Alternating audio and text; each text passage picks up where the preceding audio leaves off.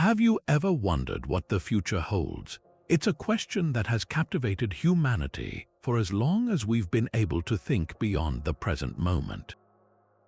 From ancient oracles gazing into crystal balls to modern scientists running complex simulations, the desire to peer past the veil of time is something deeply embedded in our nature. But what if I told you that some of the most astonishing predictions didn't come from our time, but from civilizations thousands of years in the past? Civilizations that, by all accounts, should have had no way of knowing what was to come, yet somehow they did. Today, we're stepping into one of history's most intriguing mysteries, the idea that ancient cultures may have possessed a form of foresight that defies easy explanation. We're not talking about vague prophecies or symbolic myths, but startlingly precise descriptions of events, inventions, and discoveries that wouldn't come to pass until centuries, even millennia later. These weren't lucky guesses, they were echoes from the past that seemed to whisper secrets about our present, and perhaps even our future. In this video, we're going to explore 30 remarkable instances where ancient civilizations appeared to predict the future. From detailed accounts of technologies that didn't yet exist to eerily accurate descriptions of world-changing events, these examples will make you question everything you thought you knew about history and time itself. So settle in, open your mind, and join me on a journey back through the ages, where the line between past and future becomes beautifully, mysteriously blurred. Our journey into the past's uncanny predictions begins not with a scroll or a stone tablet, but with a lump of corroded bronze hauled from the depths of the Mediterranean Sea. It was the year 1901 when sponge divers, seeking treasure off the coast of the Greek island of Antikythera, stumbled upon the wreck of an ancient Roman cargo ship. Among the statues and ceramics, they recovered an unassuming, crumbling artifact that seemed almost out of place. It was a shoebox-sized chunk of metal, caked in centuries of sea sediment and corrosion. For decades, it sat in a museum in Athens, largely ignored, considered just another curious relic. But this object, now known as the Antikythera Mechanism, would eventually force us to completely rewrite our understanding of ancient technology. When scientists finally took a closer look, using advanced imaging techniques like X-ray and CT scanning, they were utterly stunned. Hidden inside that calcified shell was the most sophisticated mechanical device discovered from the ancient world. It wasn't a simple navigational tool or a decorative piece. It was an intricate clockwork computer comprised of over 30 precisely cut bronze gears, all meticulously arranged within a wooden frame. This wasn't just advanced for its time, it was a level of engineering complexity that wouldn't be seen again until the mechanical clocks of Europe over 1,000 years later. The Greeks had built an analog computer 2,000 years ago, but what did this ancient computer do? Its purpose was to model the cosmos itself. By turning a hand crank on the side, the operator could advance the mechanism through time, and a series of dials and pointers on the front and back would move in perfect harmony with the heavens. It could predict the positions of the sun and the moon, the phases of the lunar cycle, and even the motions of the 5 planets known to the Greeks: Mercury, Venus, Mars, Jupiter, and Saturn. Most astonishingly, it could calculate the timing of solar and lunar eclipses with remarkable accuracy, not just for the immediate future, but for decades to come. This required an incredibly sophisticated understanding of orbital mechanics.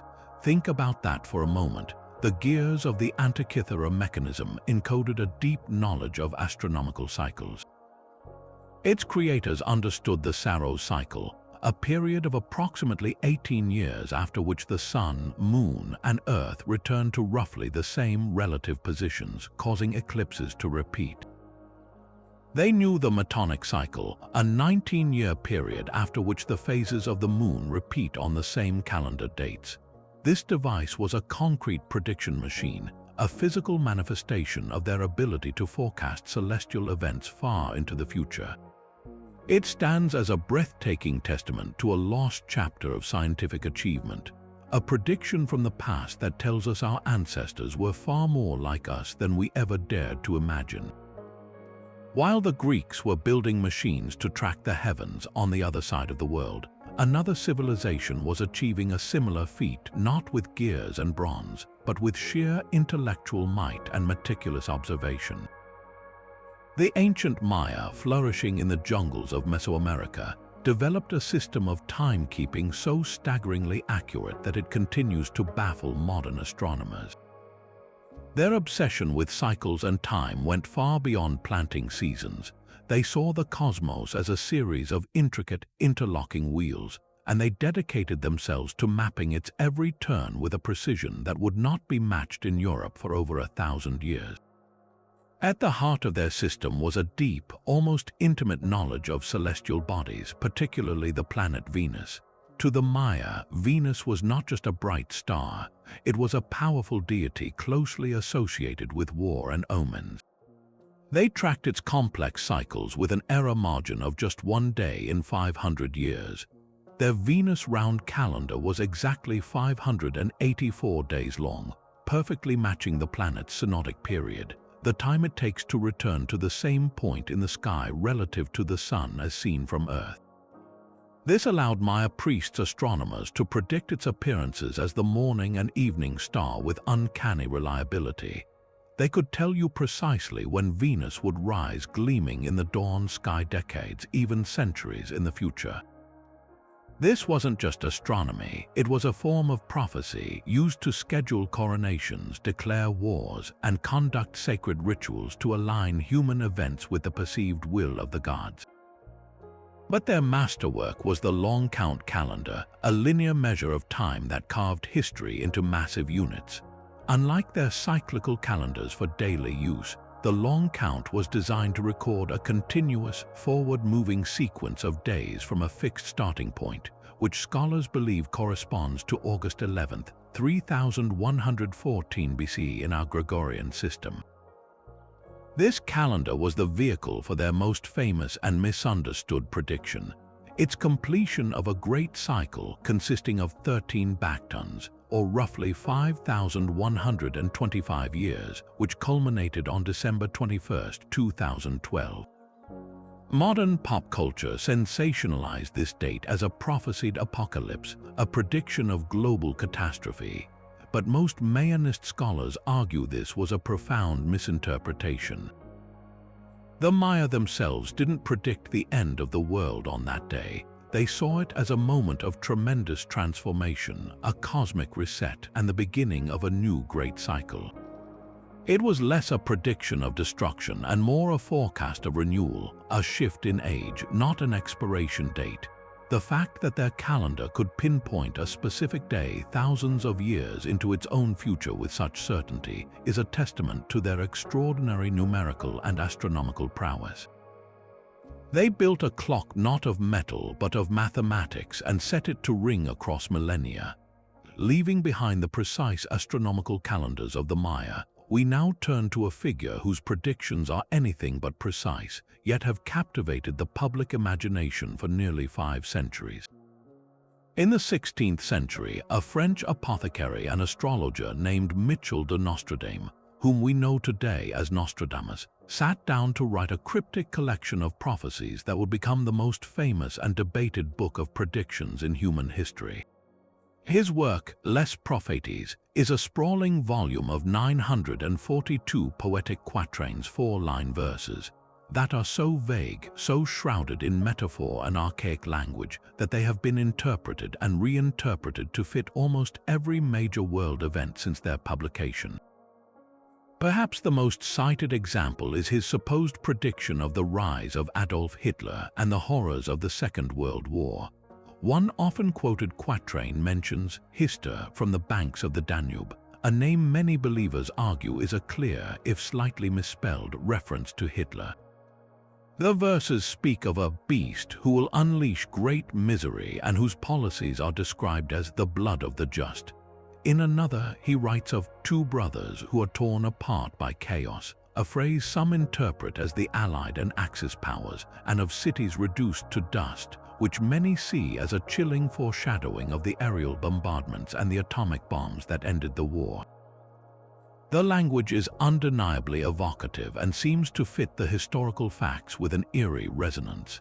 His writings are also frequently linked to the tragic events of September 11th.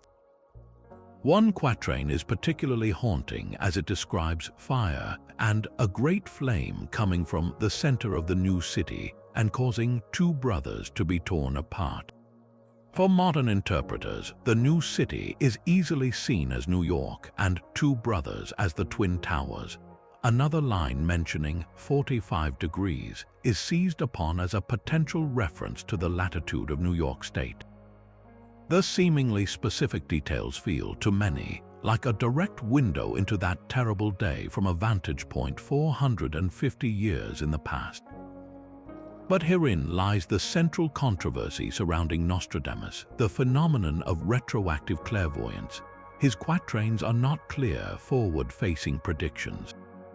They are poetic, ambiguous, and filled with symbolic language about mythological beasts, celestial events, and ancient place names.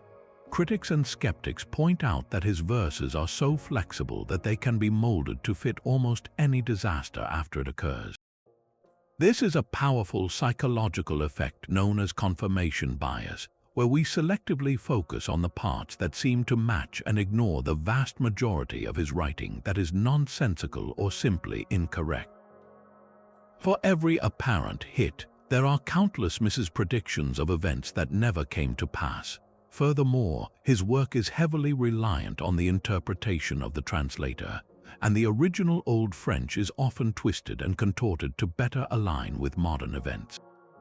The legend of Nostradamus is not so much a story of a man who saw the future, but a mirror reflecting our own deep-seated desire to find pattern, meaning, and warning in the chaos of history. But long before Nostradamus penned his cryptic verses, the ancient world had its own, far more influential source of prophecy. High on the slopes of Mount Parnassus in Greece, a sacred site known as Delphi was considered the very center of the world. Here, for over 1,000 years, the oracle, a priestess known as the Pythia, delivered the words of the god Apollo to all who sought her counsel. Kings and commoners, generals and colonists, all made the arduous pilgrimage to this remote sanctuary, bearing lavish gifts and desperate questions about their future. The predictions that echoed through the temple's stone chambers didn't just shape individual destinies, they altered the course of empires. One of the most famous consultations involved Croesus, the immensely wealthy king of Lydia. On the eve of a potential war with the rising Persian Empire, Croesus sent a small fortune to Delphi to ask if he should attack. The oracle's response was, like all her pronouncements, brilliantly ambiguous. If Croesus crosses the river Halys, he will destroy a great empire. Interpreting this as the green light he desperately wanted, Croesus launched his invasion. He was swiftly and decisively defeated by the Persian king Cyrus the Great. The great empire he destroyed was his own. This story perfectly illustrates the dual nature of the oracle's power.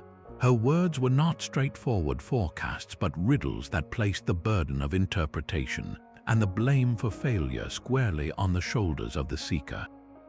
Her authority was unassailable because her predictions could never be technically wrong. The oracle's influence extended beyond warfare into the realm of philosophy. According to Plato, Socrates' friend Chaerephon asked the Pythia if any man was wiser than Socrates. The oracle replied that no one was wiser. This proclamation baffled Socrates, who believed he knew very little. His subsequent quest to find a wiser man interrogating politicians, poets, and craftsmen only confirmed the prophecy. He realized that his wisdom lay in his acknowledgement of his own ignorance, while others falsely believed they possessed knowledge. This divine prediction set Socrates on the path that would define his life's work and ultimately lead to his trial and execution. The oracle didn't just predict events, she set philosophical earthquakes in motion. For centuries, the mechanisms behind the Pythia's prophetic trances were shrouded in mystery, attributed purely to divine possession. Ancient sources describe her chewing laurel leaves, drinking sacred water, and breathing in strange vapors that rose from a fissure in the temple floor before delivering her often frenzied, incoherent pronouncements, which were then translated into verse by attending priests. Many modern historians dismissed these accounts as mere myth. That is, until the late 20th century, when a team of geologists, archaeologists, and chemists began to investigate the site. Their findings were astonishing. They discovered that Delphi sits directly atop two intersecting fault lines. These geological fractures would have allowed petrochemical-rich gases, specifically ethylene, a sweet-smelling hydrocarbon, to seep up from the bedrock into the small, enclosed chamber where the Pythia sat. Ethylene is a known psychoactive gas. In moderate doses, it can induce a trance-like state, feelings of disembodiment, euphoria, and altered consciousness. This provides a compelling scientific explanation for the Pythia's condition. She wasn't merely acting, she was likely experiencing a genuine, chemically induced altered state. The priests of Apollo, whether they understood the geology or not, had mastered a powerful ritual. They controlled the dosage, likely by having her sit over the fissure for a precise amount of time, transforming a natural geological phenomenon into a tool for divine revelation. The predictions that shaped the ancient world may have originated not just in the mind of a god, but in the very earth below, a potent cocktail of geology, psychology, and sheer theatrical power that convinced a civilization for a millennium. While the Oracle of Delphi relied on mystical vapors, another ancient system of foresight emerged from China that found its power not in altered states, but in structured patterns of change. The I Ching, or the Book of Changes, is one of the oldest Chinese classics, with its origins stretching back over 3,000 years. Unlike a simple fortune-telling book, it's a profound philosophical system, a manual for understanding the dynamic flow of the universe. Its core principle is that reality is not static but in a constant state of flux, moving between polar opposites, light and dark, action and repose, the creative and the receptive. To consult the I Ching was to seek alignment with this natural rhythm, to understand the potential within a moment and the probable outcome of a chosen path. The process of divination is a ritual in itself, traditionally involving the casting of 50 yarrow stalks, though coins are more commonly used today. Each cast generates a line, either broken or solid, and 6 of these lines are stacked to form a hexagram. There are 64 possible hexagrams, each one a complex symbol representing a particular situation, relationship, or state of change. The true genius of the system lies in its interactivity. The seeker must first meditate on a specific question or problem. The resulting hexagram isn't a simple yes or no answer, but a nuanced essay on the forces at play. It provides poetic imagery, advice, and warnings, often pointing to the natural consequences of certain actions. It was used for millennia by emperors to plan military campaigns, by farmers to determine the best time to plant, and by individuals to navigate personal dilemmas. It was less about predicting a fixed future and more about mapping the probabilities inherent in the present. This is where the I Ching makes its startling leap into the modern age. Those solid and broken lines are more than just symbols, they are a binary code. A solid line representing the creative masculine principle of Yang can be seen as a 1. A broken line representing the receptive feminine principle of Yin can be seen as a 0. Each hexagram is therefore a 6-bit binary number, a sequence of 1s and 0s that describes a unique state among 64 possibilities. This system was formalized in China 3 millennia before the European inventors of modern computing were even born. The connection is more than just a curious coincidence. The German mathematician and philosopher Gottfried Wilhelm Leibniz, who independently developed the binary number system in the 17th century, was astounded when he encountered the I Ching through a Jesuit missionary. He recognized his own binary arithmetic in the ancient Chinese hexagrams and saw it as a confirmation of the universality of this logical language. He believed he had found a mystical precedent for his work, a divine logic etched into an ancient text. In a very real sense, the I Ching can be seen as a primordial form of information theory, a system for encoding complex states of change into a simple, elegant binary structure. The same fundamental language that we now use to power every computer, smartphone, and digital device on Earth was being used thousands of years ago to model the complexities of human life and cosmic order. It's a breathtaking example of an ancient civilization not just predicting a technological concept, but embodying its very core principle. While the priests of Delphi and the philosophers of China sought to understand the flow of fate, the very foundation of the Roman Republic was protected by a collection of prophecies so powerful and so secret that they were kept under literal lock and key. These were the Sibylline books, a set of ancient texts that were not for public consumption or casual inquiry. They were the state's ultimate emergency manual, a divine failsafe to be consulted only when the survival of Rome itself was hanging in the balance. Their origin story is as mysterious as their contents. According to legend, in the 6th century BCE, an old, eccentric woman arrived at the palace of the last king of Rome, Tarquin the Proud. She offered to sell him 9 books of prophecies for an exorbitant sum. Tarquin, thinking her mad, refused. The Sibyl, a prophetess, then walked away, burned 3 of the books and returned, offering the remaining 6 for the exact same price. The king refused again. She burned 3 more and came back with the final 3, still demanding the original full price. This time, bewildered and intrigued, Tarquin consulted his augurs, who chastised him for not recognizing a divine opportunity. He paid the full sum for the 3 surviving books. These became the core of the Sibylline collection, housed in the underground vaults of the Temple of Jupiter on the Capitoline Hill. Access to these books was not a right but a heavily restricted privilege. They were placed in the care of a special college of 15 priests who were the only ones permitted to handle them. A decree from the Roman Senate was required to even consider unsealing the vault. This would only happen in the most dire of circumstances, after a terrible military defeat, during a devastating plague, or upon the appearance of terrifying omens like comets or earthquakes that shook public morale. The priests wouldn't simply read out predictions. They would search the cryptic Greek verses for any ritual or action that could appease the gods and avert the looming disaster. The prophecies were less about describing a fixed future and more about providing a prescription to change it.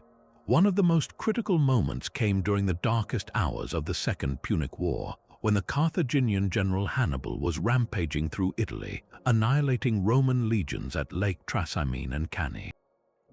With the city in a state of panic after the catastrophic loss of life, the Senate ordered the Sibylline books to be consulted. The priests scoured the texts and found a directive. To achieve victory, Rome must bring the great mother goddess Cybele from her temple in Pessinus in Asia Minor to Rome. An embassy was sent, and a small, black meteorite sacred to the goddess was transported to the city with great ceremony in 204 BCE. While the direct military impact is debated, the psychological effect was immense. It demonstrated that the gods were on Rome's side, restoring public confidence at a time when it was most needed. The war eventually turned, and the invocation of the Sibylline prophecies was credited with helping to save the Republic.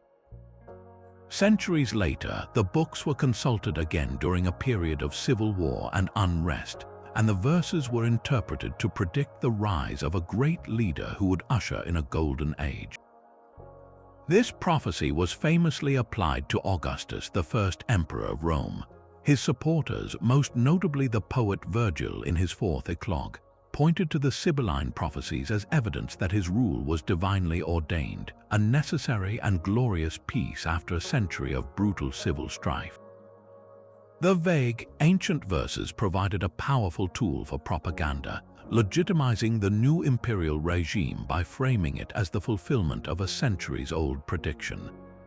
The books that had helped save the Republic were now used to sanctify its transformation into an empire. The original Sibylline books were eventually destroyed in a fire in 83 BCE, but their legend was so powerful that a commission was sent throughout the Roman world to collect new oracular sayings to create a replacement set. This practice continued until the books were finally destroyed by a Christian general in the 4th century CE, deemed a dangerous pagan relic. Yet their legacy endures as a testament to how deeply the Romans believed in the power of prophecy, not as mere superstition, but as a vital instrument of statecraft. Yet the concept of flight is not a modern invention. It finds some of its most astonishing and detailed descriptions in the ancient epics of India. Within the vast Sanskrit verses of the Mahabharata and the Ramayana, there are countless references to Vimanas, sophisticated flying machines that were far more than mythological chariots. These texts, dating back thousands of years, describe these vehicles with a level of technical specificity that has led many to wonder if they are merely imaginative allegories or something far more extraordinary. The descriptions go far beyond simple magic. They read like early technical manuals for advanced aerospace technology.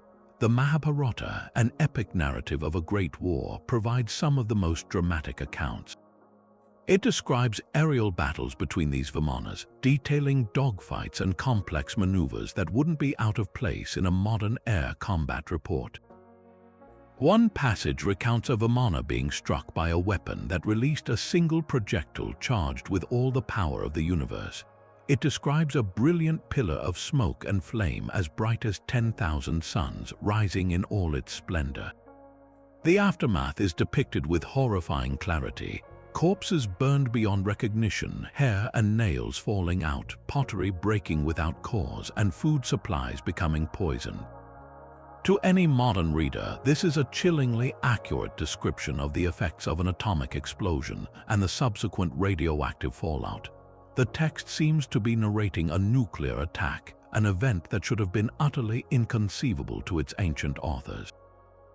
The Ramayana offers even more intricate mechanical details about the Vimana used by the hero god Rama. His magnificent vehicle, the Pushpaka Vimana, is described as a large, multi-storied craft that could carry hundreds of passengers. It is said to have produced a melodious sound during flight and could travel vast distances at incredible speeds, following mental commands from its pilot. But it's the smaller details that are most compelling. Ancient texts like the Vaimanika Shastra, a later work purported to be based on even older sources, delve into the engineering.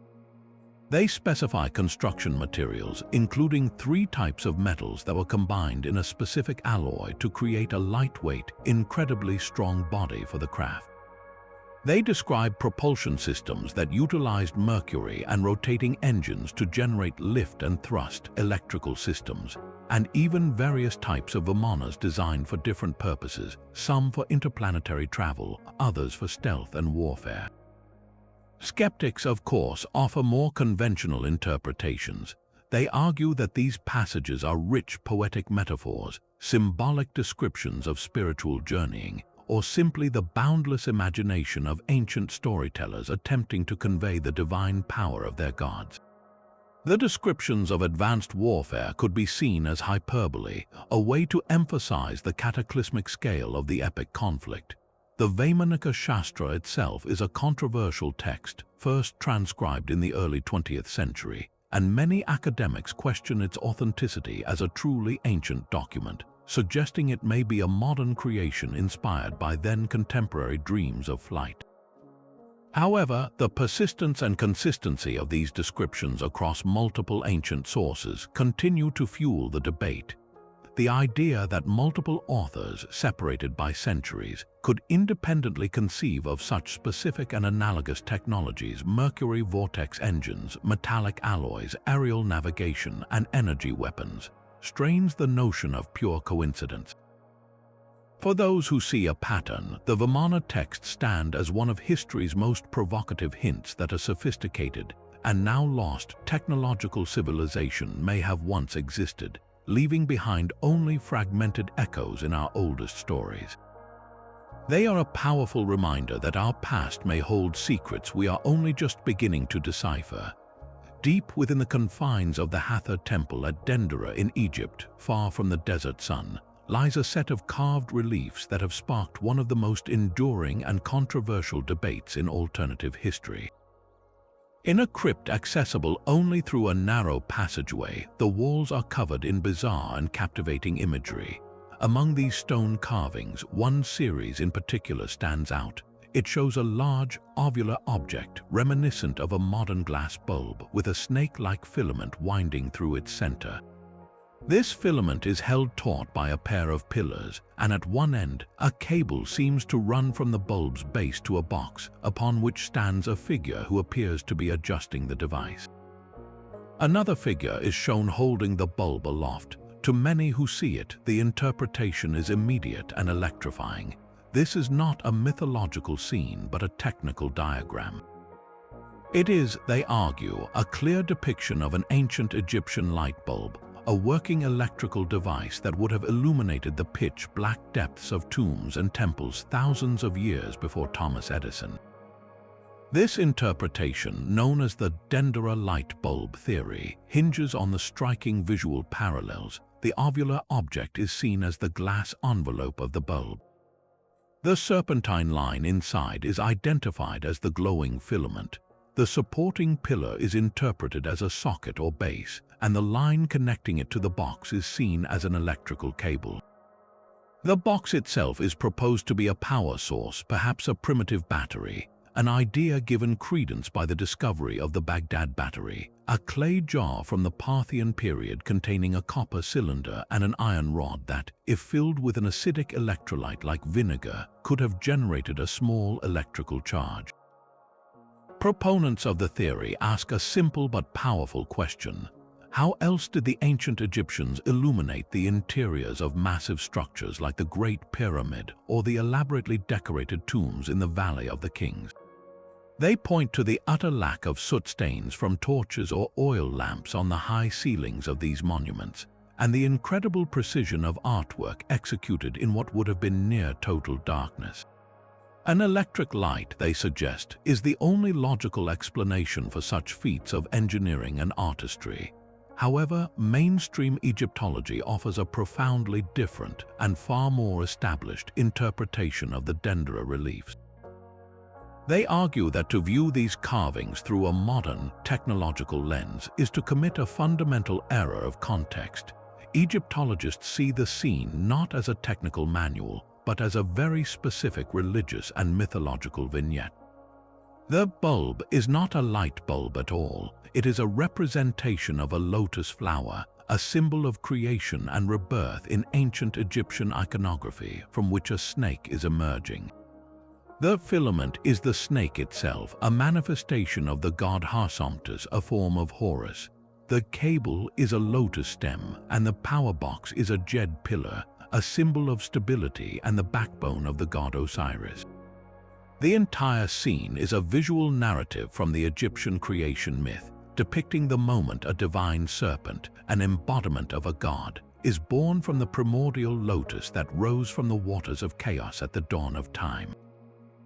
It is a spiritual allegory, not an electrical schematic.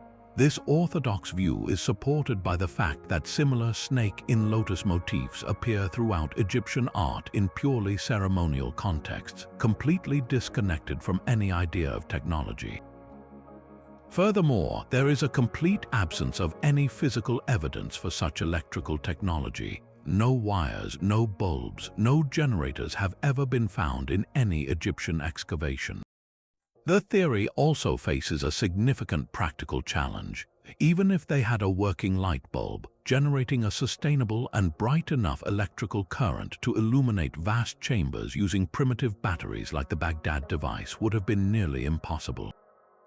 The debate over the Dendera reliefs ultimately becomes a classic battle between literal and symbolic interpretation. It forces us to question whether we are projecting our own modern worldview onto an ancient culture, seeing what we want to see, or if we are dismissing a remarkable possibility because it challenges our entire understanding of historical technological progress. Whether it's a depiction of a divine birth or a lost invention, the Dendera carvings remain a powerful testament to the ingenuity of the ancient mind, capable of creating imagery so compelling that it continues to generate light and heat in debates centuries later. Moving from the electrifying mysteries of Egypt, we venture into the sun-drenched world of Greek myth, where tales of gods and heroes often contained seeds of startling technological foresight. Among these stories, one figure stands apart, not as a divine being or a mighty warrior, but as something far more extraordinary, a machine. This is the story of Tolos, the colossal bronze automaton who patrolled the shores of Crete, a myth that reads less like a fable and more like an ancient blueprint for robotics. According to the legend, Tolos was not born but built. The divine blacksmith Hephaestus, the god of fire and forge, crafted this giant from bronze and presented him to Zeus. His purpose was singular and clear: to protect the island of Crete, either for Zeus himself or for King Minos. 3 times a day, this metallic guardian would march around the island's perimeter, his gleaming form a formidable deterrent to any approaching ship. His method of defense was brutally efficient.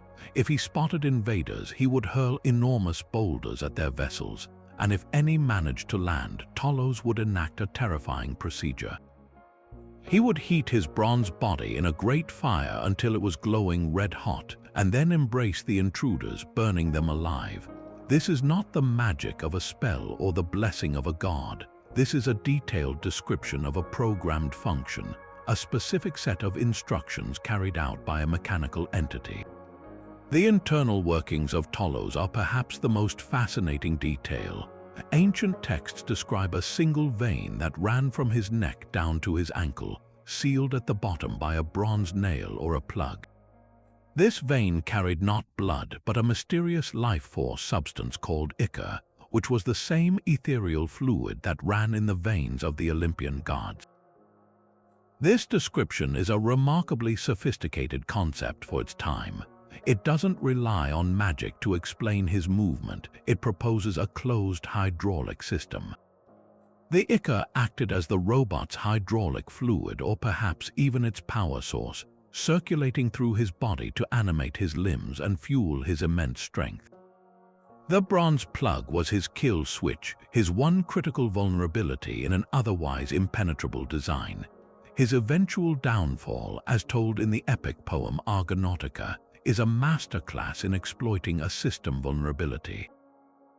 When Jason and the Argonauts attempted to land on Crete during their quest for the Golden Fleece, they were met by the relentless Tolos. They couldn't defeat him through force. His bronze body was too strong.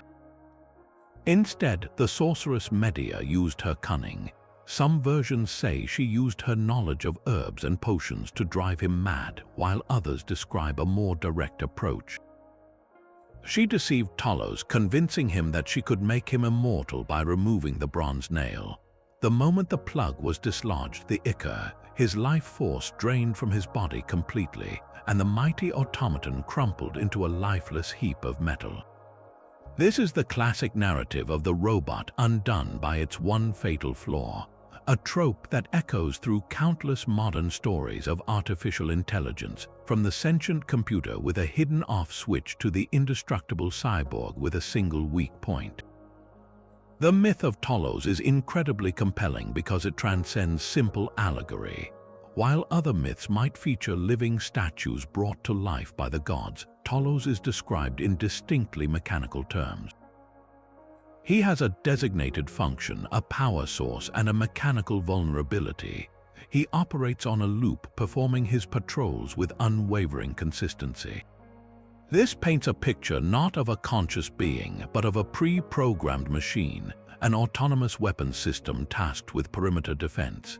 In a time when the most advanced technology was a pulley system or a geared water clock, the idea of a giant, walking, throwing, heating robot demonstrates a conceptual leap that feels centuries ahead of its time. It suggests that the ancient Greeks were not just dreaming of powerful guardians, but were intellectually playing with the core principles of automation, robotics, and artificial intelligence, imagining a future where technology itself could serve as the ultimate protector. While the debate over the Dendera light bulb centers on symbolic interpretation, another ancient artifact presents a far more tangible and perhaps more credible argument for forgotten technology. In 1936, during excavations of a 2,000-year-old Parthian site just outside Baghdad, workers uncovered a most peculiar object. It wasn't a glittering jewel or a grand statue, but a simple 13-centimeter tall clay jar. Inside this unassuming vessel, however, was an arrangement of components that would ignite a controversy that still rages today. The jar contained a copper cylinder, soldered shut at the top with a 60-40 lead tin alloy, and within that cylinder was an iron rod. The rod was held firmly in place inside the copper tube by an asphalt plug, which also acted as a stopper for the entire jar, sealing its contents. This strange assembly, now known as the Baghdad battery, looks for all the world like a primitive electrochemical cell. The theory, first proposed by German archaeologist Wilhelm Koenig after World War II, is startlingly simple yet profound. If this jar were filled with an acidic electrolyte, something as commonplace as vinegar or citrus juice, a basic chemical reaction would occur. The acidic liquid would interact with the two different metals, the iron rod and the copper cylinder, creating a potential difference or voltage between them. The iron, being more reactive, would act as the anode, corroding and releasing electrons. The copper would act as the cathode, receiving those electrons. In essence, this setup would constitute a galvanic cell, capable of producing a small but measurable electric current, estimated to be around 1 volt. This is the exact same principle behind the modern battery invented by Alessandro Volta in 1800, a discovery that ushered in the age of electricity. The implications are staggering. If this interpretation is correct, it means the Parthians, or perhaps an even earlier culture they learned from, may have stumbled upon the fundamentals of electrochemistry over a millennium and a half before it was officially recognized by modern science. Naturally, such a radical claim has been met with intense skepticism from the academic mainstream. The primary counter-argument is one of context and purpose. What would an ancient civilization have possibly used this tiny trickle of electricity for? Skeptics point out that no wires, no electrodes, and no other devices that could utilize an electrical current have ever been found alongside these jars. Without evidence of application, they argue, it's a solution in search of a problem. Alternative and more conventional explanations have been put forward. The most prominent theory suggests the jar was simply a storage container for precious scrolls. The iron rod would have been wrapped with papyrus or parchment, inscribed with important religious or administrative texts, and then sealed inside the copper cylinder for protection. The asphalt plug would have kept the contents safe from moisture and decay. This is a perfectly logical and well-documented practice from the period. Others have proposed it was a vessel for holding sacred substances used in religious rituals, with the unique metal composition having symbolic rather than functional significance. The lack of any wear or corrosion from an acidic agent on the inside of some recovered jars is also frequently cited as evidence against the battery theory. If they were regularly filled with vinegar, you would expect to see clear signs of etching on the copper, which is not always present. Yet the proponents of the battery theory have compelling responses to these criticisms. They argue that the absence of evidence for use is not evidence of absence. Our understanding of ancient Parthian technology is fragmentary at best, and we may simply lack the context to understand how they applied this knowledge. To demonstrate the plausibility of the theory, numerous replicas have been built and tested. When filled with an electrolyte like grape juice, these replicas consistently generate a voltage. While 1 volt is not much, connecting several of these cells together in a series, a simple enough concept could have produced a significant charge. So what could this accumulated charge have been used for? One of the most tantalizing possibilities involves electroplating. The art of gilding and silvering objects by fusing thin layers of precious metal onto their surface was well known in the ancient world. The common modern method for this uses electricity. It is conceivable that an ancient artisan could have discovered that by running a current from a series of these jars through a solution containing gold salts, they could achieve a similar effect, depositing a fine, even layer of gold onto a statue or piece of jewelry. This would explain the lack of wires or complex devices. The process could have been achieved with simple metal rods. Another fascinating application could have been in medicine. Ancient Greek and Roman texts describe the use of electric fish to administer shocks for pain relief. If the effect of electricity was known, it's not a huge leap to imagine a healer using a device like the Baghdad battery to generate a controlled shock for therapeutic purposes. The tingling sensation felt when touching the terminals of an active replica could have been interpreted as a magical or divine force, making it a powerful tool for a priest or physician. The truth is, we may never know the true purpose of the Baghdad battery with absolute certainty. It exists in that frustrating archaeological gray area where the evidence is just ambiguous enough to support multiple, equally fascinating theories. It is either a remarkably mundane object that we have wildly misinterpreted, or it is a breathtaking glimpse into a lost chapter of scientific inquiry. It stands as a powerful symbol of the gaps in our historical knowledge, a quiet clay jar that challenges our modern arrogance and whispers the tantalizing possibility that the spark of discovery has been struck many times throughout history, only to be lost and patiently waiting to be found again. Far from the ancient Mediterranean and the temples of Egypt, on the arid mesas of what is now the American Southwest, the Hopi people have safeguarded a tradition of prophecy that offers a profoundly different perspective on foresight, one not of machines or cosmic calculations, but of living in balance with the earth and reading the signs of spiritual decay. For over 1,000 years, the Hopi have maintained a complex cycle of ceremonies and a rich oral history, all centered on the concept of a covenant made with the Great Spirit, Masor. Their predictions are not about specific dates or named individuals, but are roadmaps for humanity, warnings about the consequences of our choices, and signs that mark our progress along a destined path. Theirs is a prophecy of conditionality, where the future is shaped by whether we live in harmony or in defiance of natural law. Central to their world view is the concept of the Great Purification, a tumultuous period of transition from one world age into the next. The Hopi believe we have already lived through 3 previous worlds, each destroyed because humanity strayed from the spiritual path, succumbing to corruption, greed, and violence. We now live in the 4th world, and the signs of its impending purification are all around us. The Hopi prophecies describe this time with unsettling accuracy. They speak of a gourd of ashes that would fall from the sky, scorching the land and boiling the rivers, a description that chillingly evokes the atomic bomb and the nuclear devastation witnessed in the 20th century. They warned of a spider web that would be built around the earth, a web through which people would speak to one another. When these prophecies were first shared with outsiders decades ago, such a concept was pure science fiction. Today, we recognize it instantly as the global internet and telecommunications network. Perhaps their most famous and debated set of predictions involves the coming of 2 brothers, the Pahana, and the appearance of 2 types of Kachina spirits in the sky.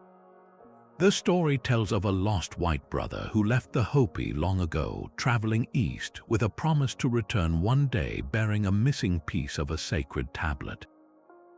His return would herald the dawn of a new age of peace and the end of the current cycle, but his arrival would be preceded by powerful omens in the heavens.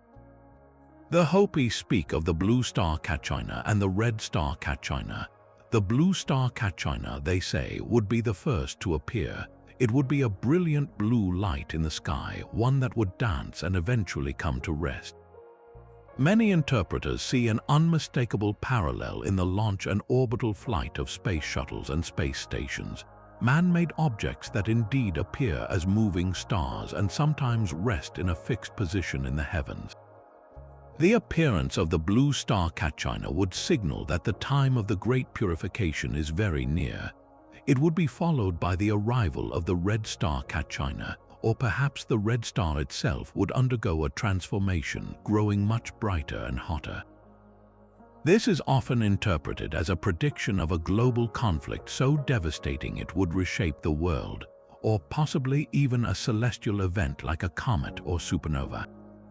The prophecies state that the purification will be a time of great upheaval, where the earth itself will revolt against the imbalance created by humanity. Natural disasters will increase, and only those who have lived according to the ancient instructions, who have maintained their connection to the land and a simple, spiritual life, will be able to guide others through to the emergence of the fifth world, which will be an era of peace and renewal. What makes the Hopi prophecies so compelling and distinct is their moral and environmental framework. They are not merely predictions of events, they are diagnoses of a spiritual sickness. The warnings about technology, the spider web, the gourd of ashes, are not condemnations of invention itself, but warnings about how technology is used without wisdom, without a corresponding development of the human spirit. They predicted that we would have the power of gods, but the hearts of children, unable to handle the immense responsibility we had been given. The true prophecy is that our path is not fixed. The severity of the purification is directly tied to how far we have strayed. The Hopi elders have long urged a return to sustainable living, respect for water and earth, and the rejection of materialism and endless growth. In their view, the future is not something that happens to us, but something we actively choose with every action we take today.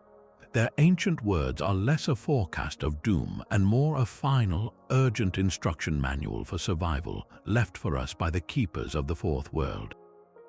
While we often think of ancient predictions as focused on wars or technological marvels, some of the most chillingly accurate foresight from the past doesn't concern human conflict at all, but rather the very environment we depend on for survival.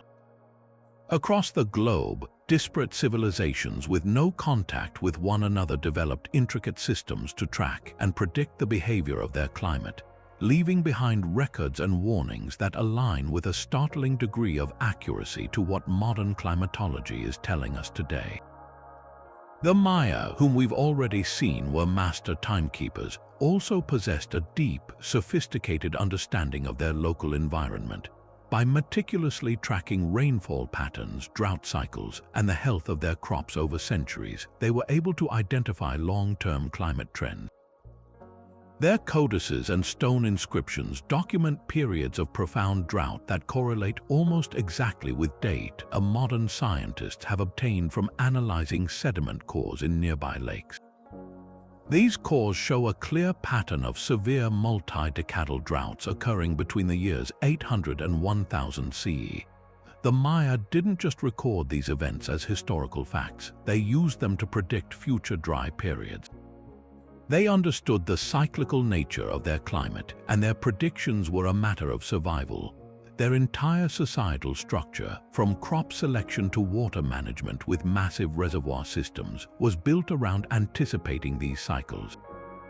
The most poignant prediction, however, may be an unintended one. Many scholars believe that a series of these extreme, prolonged droughts, which their own records show they saw repeating, ultimately contributed to the collapse of their classic civilization.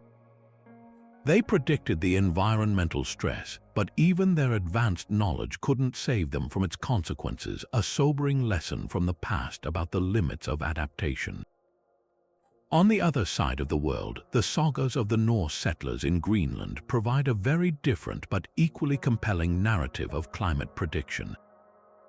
When Eric the Red first landed on Greenland's shores in the 10th century, he encountered a landscape far different from the icy expanse we know today. The medieval warm period, a time of unusually mild temperatures in the North Atlantic, had made the southern fjords verdant and suitable for the pastoral farming the Norse knew so well. Their settlements thrived for centuries. However, the oral histories and written sagas passed down through generations are filled with subtle clues that these hardy people were intensely attuned to the signs of a changing climate. They noted the increasing pack ice in the shipping lanes, the shorter growing seasons, and the advancing glaciers. These were not mere observations, they were data points integrated into a predictive model based on lived experience. The elders would have interpreted the increasingly harsh winters and the failure of pastorallands as signs of a major shift, a return to a cold era their own ancestors had spoken of.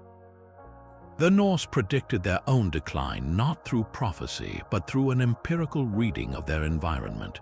By the mid-14th century, the Little Ice Age was firmly gripping the North Atlantic. The predictions embedded in their stories of longer winters and more treacherous seas came true, ultimately leading to the complete abandonment of the Greenland settlements as the climate they relied on vanished, leaving them isolated and unable to survive.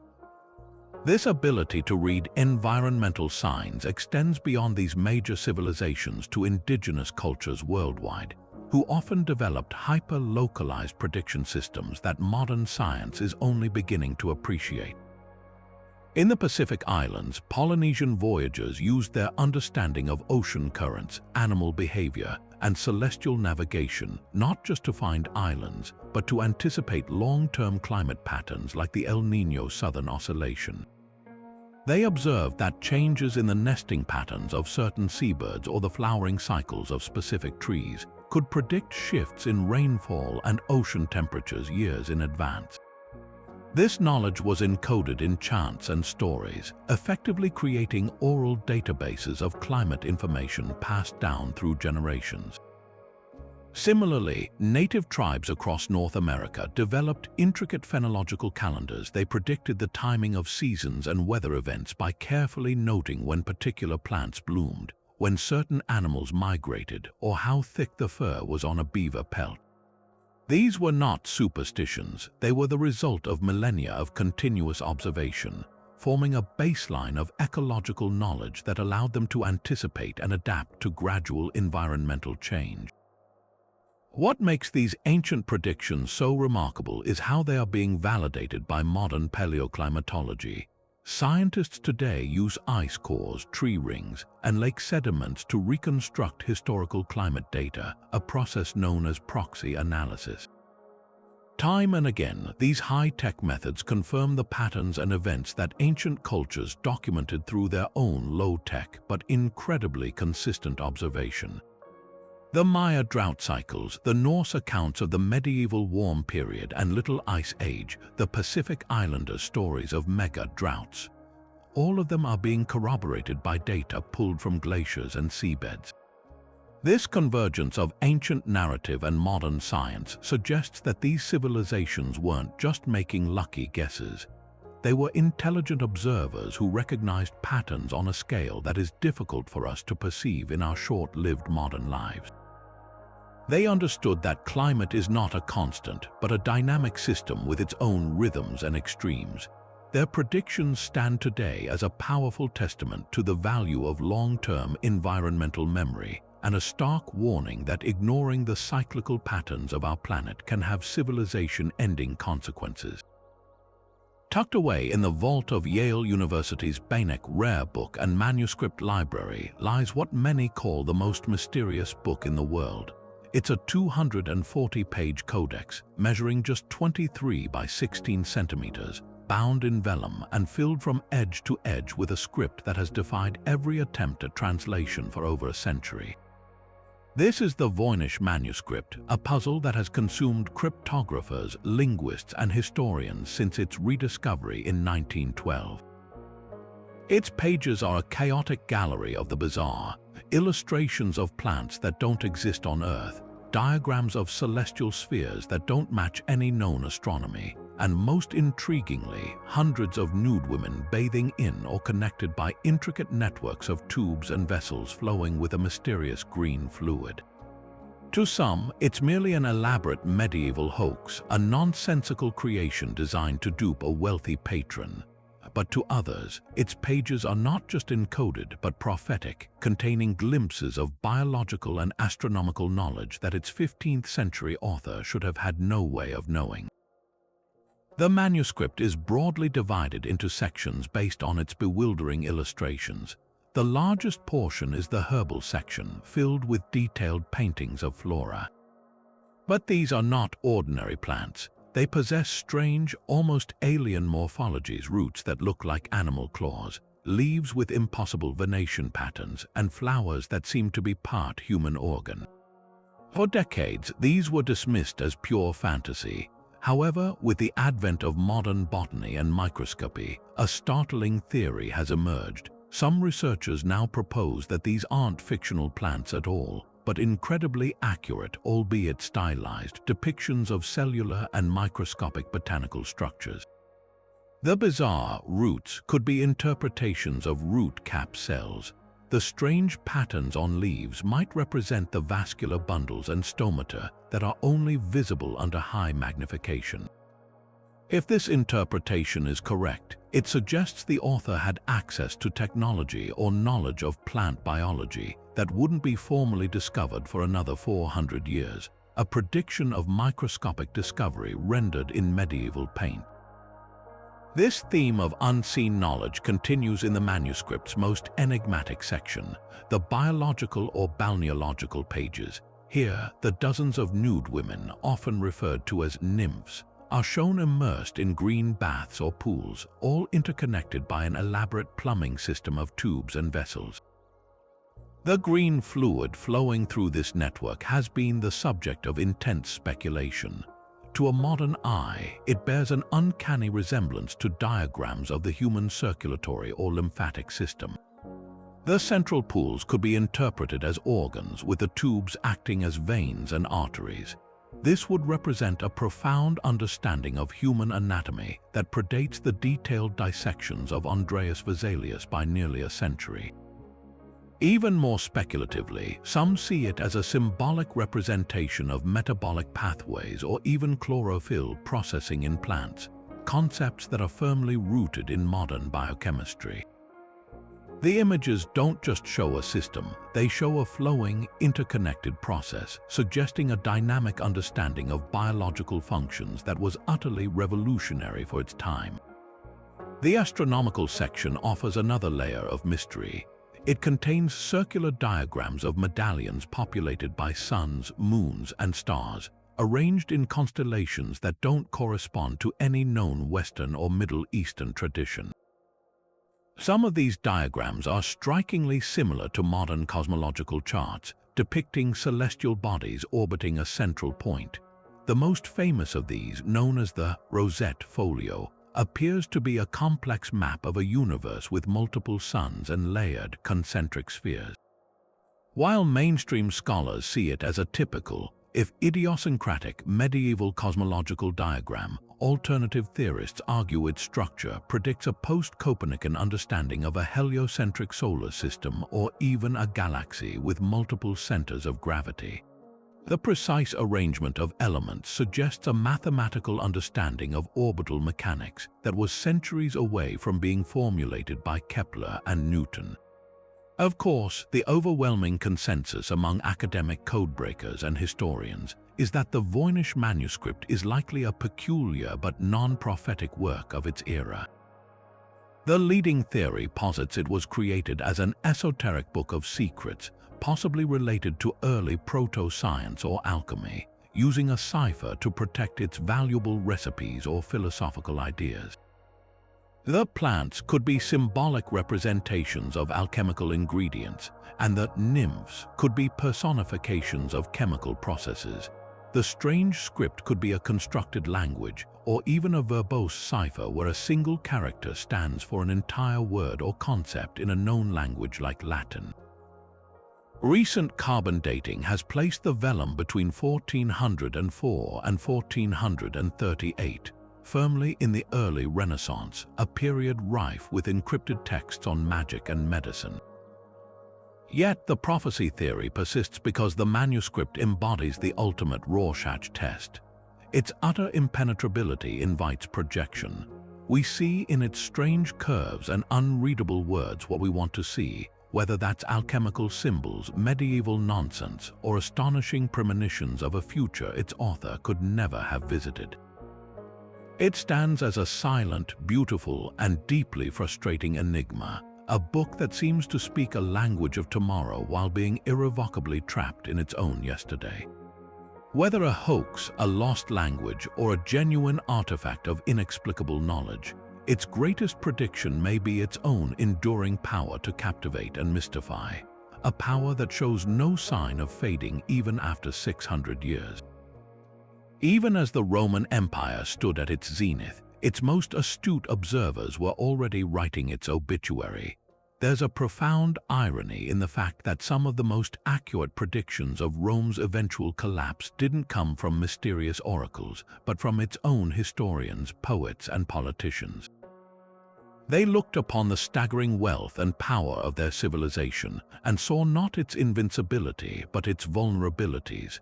These weren't vague prophecies. They were clear-eyed diagnoses of fatal diseases eating away at the empire's foundations, diagnoses that ring with an uncomfortable familiarity in our own time. Perhaps the most famous of these Cassandras was the historian Publius Cornelius Tacitus. Writing in the 1st century, during what many consider the golden age of the empire, Tacitus used his works not to celebrate its glory, but to dissect its moral rot. In his biography of his father-in-law, Agricola, and in his seminal work, The Annals, he chronicled the slow erosion of republican virtue under the weight of imperial absolutism. He saw how the endless pursuit of luxury and comfort was making the Roman populace soft and dependent.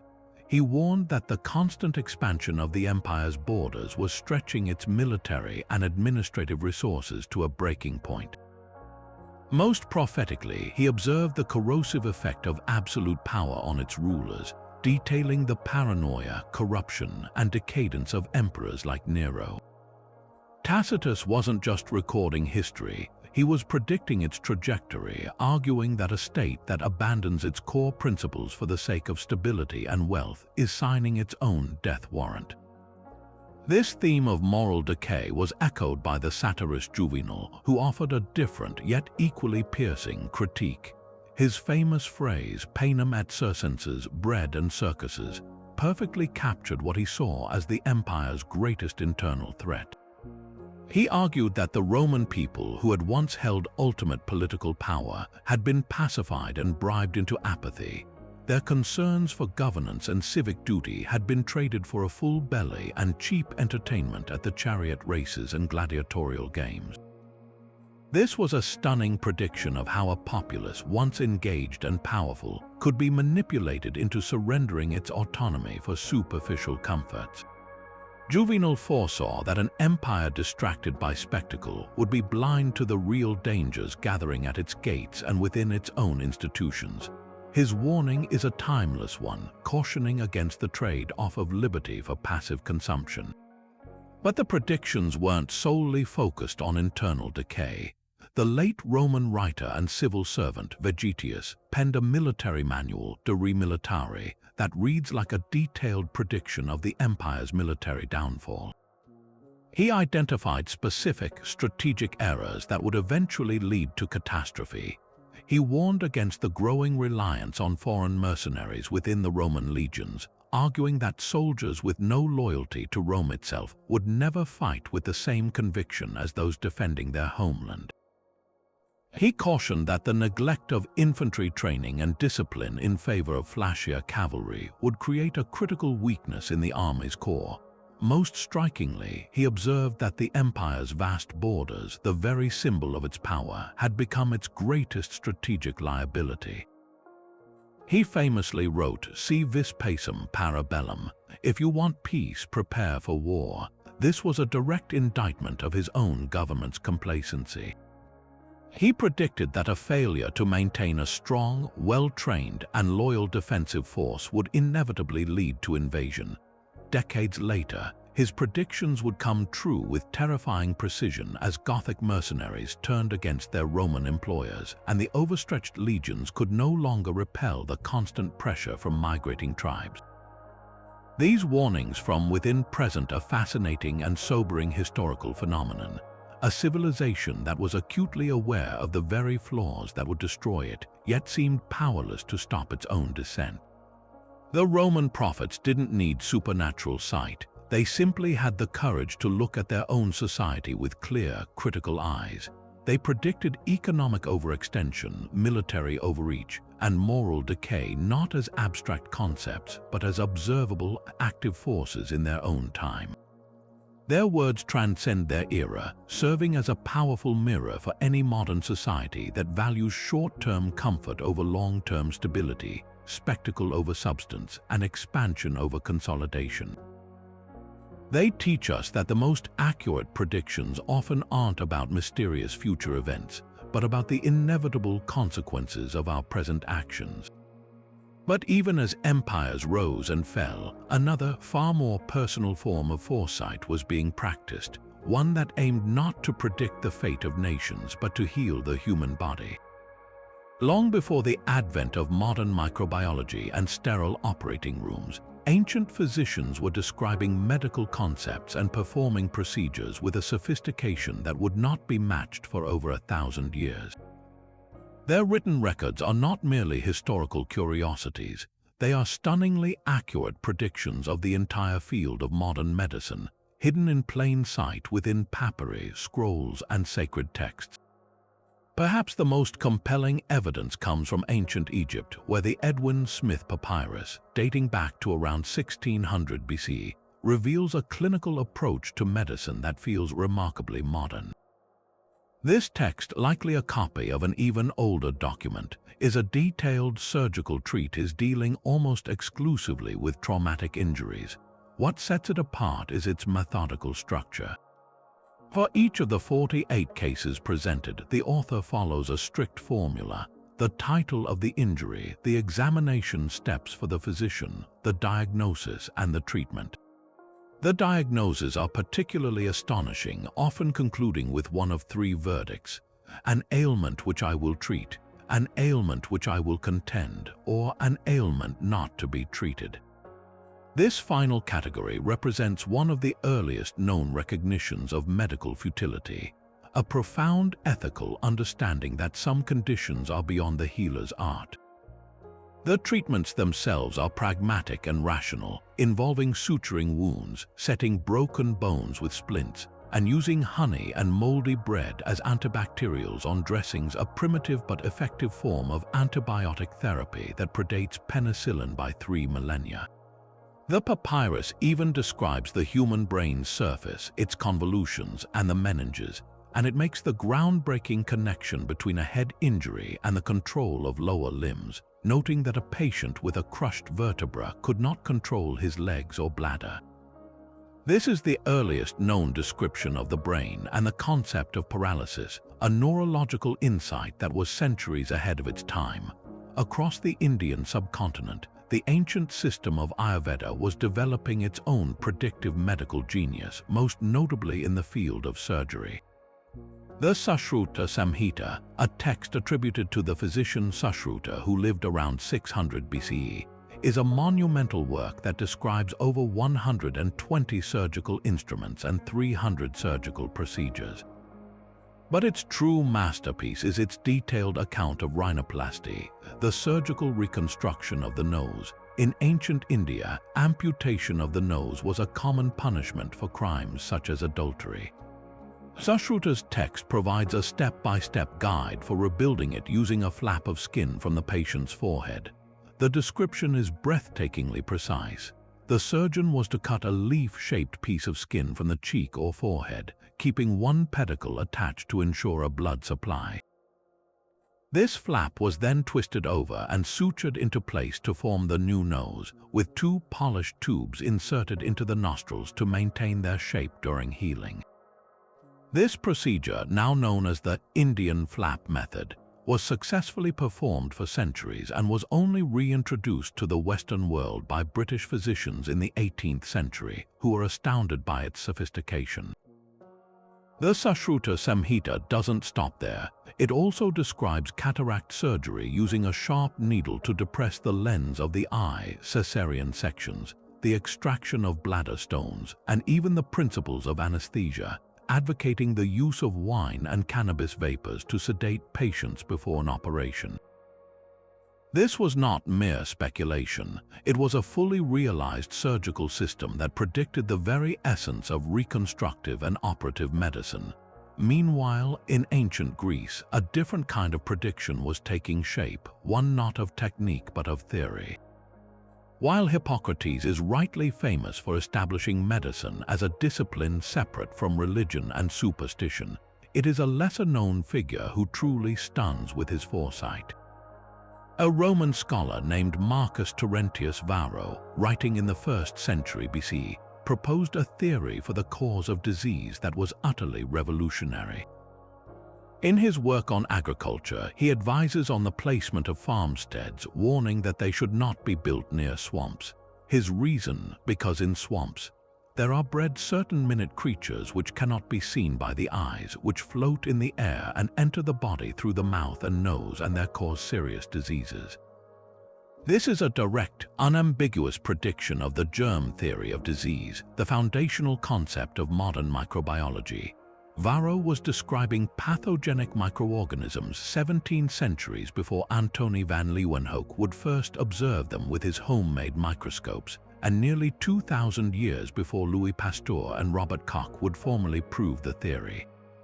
The Greek physician Galen, whose influence dominated European medicine for 1,500 years, also made a crucial, if indirect, prediction. Through his extensive dissections of animals, he developed a complex model of human anatomy and physiology. While many of his specific conclusions were later proven wrong, his overarching concept that the body was a system that could be studied, understood, and treated through logical, empirical inquiry predicted the entire scientific basis of modern medicine. He argued that disease had natural, physical causes and could be addressed through physical means, a radical idea that laid the essential groundwork for all future medical discovery. What unites these disparate ancient traditions is a shared commitment to observation, rationality, and a deep curiosity about the inner workings of the human body. They moved beyond magic and ritual to establish principles that remain the bedrock of healthcare today. The systematic examination of a patient, the use of precise instruments, the development of complex surgical techniques, and the pursuit of a theoretical understanding of disease causation. Their predictions were not the result of divine inspiration or mystical visions. They were the hard-won fruits of centuries of careful practice, experimentation, and intellectual courage. They looked at the human form and saw not a mystery, but a puzzle to be solved, and in doing so, they drew a map for a future they would never see, a future where their most daring ideas would become the standard of healing for all humankind. Moving from the structured halls of Roman medicine to the misty sacred groves of ancient Europe, we encounter a priesthood whose very name has become synonymous with mystical foresight, the Druids. These learned figures, who served as the intellectual and spiritual elite of Celtic societies across Gaul and Britain, were far more than just religious leaders. Classical writers like Julius Caesar and Strabo describe them as philosophers, judges, historians, and most intriguingly, as prophets with a profound connection to the natural world, granting them an uncanny ability to foresee the tides of fate. Their predictions were not written down, for their knowledge was considered far too sacred to be entrusted to parchment. It was memorized in verse form through a rigorous oral tradition that could take 2 decades to master. This secrecy has shrouded their true practices in mystery, but the fragments that survive, filtered through the accounts of their Roman adversaries and later Irish and Welsh myths, paint a picture of a deeply intuitive and observational form of divination that often proved startlingly accurate. One of the most persistent themes in the historical record is the Druids' forewarning of the Roman conquest itself. According to several sources, the Druidic orders across Gaul were acutely aware of the growing threat from the south long before legions crossed the Alps.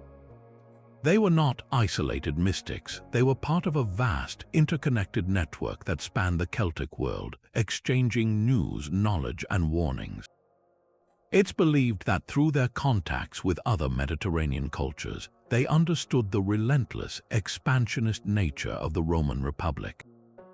They predicted that conflict was inevitable, and their prophecies reportedly fueled a strong anti-Roman sentiment, particularly in Britain, which became a final bastion of Druidic practice after the conquest of Gaul.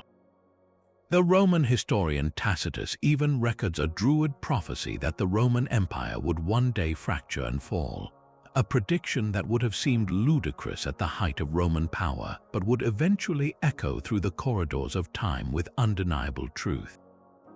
The most direct and chilling prediction attributed to them was about their own demise. They are said to have foreseen the destruction of their sacred groves and the suppression of their traditions by a foreign power, a prophecy that was tragically fulfilled when the Romans, particularly under Emperor Claudius, systematically sought to eradicate Druidism, viewing their influence as the primary obstacle to total control over Celtic Britain. Their ability to predict was not, however, solely based on political intelligence. It was deeply rooted in a masterful, scientific observation of the cosmos. The Druids were renowned astronomers, and their understanding of celestial mechanics was the engine of their prophetic power. They didn't just see the stars as distant lights, they understood them as the great clockwork of the universe, whose rhythms dictated the patterns of life on Earth. This knowledge was encoded into their most famous and enduring creation, the Coligny calendar, discovered in 1897 in France. This fragmented bronze tablet is a complex lunisolar calendar, an intricate system for reconciling the cycles of the moon with the solar year. It spans 5 years, divided into 62 months of 29 or 30 days, with an extra month inserted at specific intervals to keep it in sync with the seasons. The level of mathematical sophistication is breathtaking, rivaling the calendars of the Greeks and Romans. This was not a mere farming almanac, it was a predictive engine. By accurately modeling the movements of the sun and moon, the Druids could predict solstices, equinoxes, and lunar phases far in advance. This allowed them to not only set the dates for their most important religious festivals like Samhain and Imbolc, but also to forecast seasonal weather patterns, optimal planting and harvest times, and the migratory patterns of animals. In an agricultural society, this ability to accurately predict the turning of the seasons was a form of economic and social prophecy more valuable than any vague pronouncement about distant wars. It demonstrated a command over time itself, granting them an authority that seemed to the common people to be truly divine. Their methods of divination extended beyond the celestial into the earthly and the visceral. Classical authors describe rituals where Druids would carefully observe the flight patterns of birds, interpreting their directions and calls as messages from the gods. They practiced extispicy, the examination of the entrails of sacrificed animals, looking for shapes and anomalies that might reveal the future. The most dramatic accounts describe the ritual sacrifice of a white bull, during which a chosen individual would fall into a trance-like state after consuming its flesh and upon awakening would deliver a prophecy. These practices might seem superstitious to a modern eye, but they were part of a coherent philosophical system. The Druids believed in the fundamental interconnectedness of all things. The cosmos, the natural world, and the human body were all reflections of the same divine order. A flaw in an animal's liver or an unusual pattern in the sky was not a random event. It was a crack in the fabric of reality through which the future could be glimpsed. This holistic world view allowed them to make connections and predictions that others missed, seeing the outcomes of events in the subtle signs that preceded them. While their most dramatic prophecies of invasion and cultural shift capture our imagination, it was likely their day-to-day, practical predictions foretelling a harsh winter, a bountiful harvest, or the outcome of a local dispute that solidified their revered place at the very heart of Celtic society for centuries. The concept of manipulating matter at an invisible, miniature scale feels like the absolute frontier of modern science, a field born in the late 20th century with the invention of the electron microscope. Yet, if we look closely at the oldest stories and sacred texts from around the world, we find descriptions of extraordinary materials and animations that bear a stunning resemblance to the principles of nanotechnology. These aren't just tales of magic, they read like early, intuitive grasps at a science of the infinitesimally small. One of the most compelling examples comes from the ancient Sanskrit epic, the Mahabharata. Within its verses is a description of the divine architect Vishwakarma creating a special kind of metal for the gods. This wasn't just a stronger alloy, it was something far more peculiar. The text describes it as a living metal that could heal itself if damaged, reshape itself according to the will of its user, and even change its properties to become lighter or heavier as needed. To a modern materials scientist, this sounds less like a mythical description and more like a prescient account of programmable matter or smart materials. We are now developing metamaterials and nanocomposites that can do precisely these things, materials embedded with nanoscale sensors and actuators that allow them to self-heal cracks, change shape in response to stimuli, or alter their density. The ancient idea of a metal that is, in a sense, alive and responsive aligns perfectly with the goals of advanced nanotechnology, where the boundary between the inert and the animate begins to blur. This theme of animation at a miniature scale is explored even more vividly in Jewish mystical tradition, particularly in the legend of the Golem.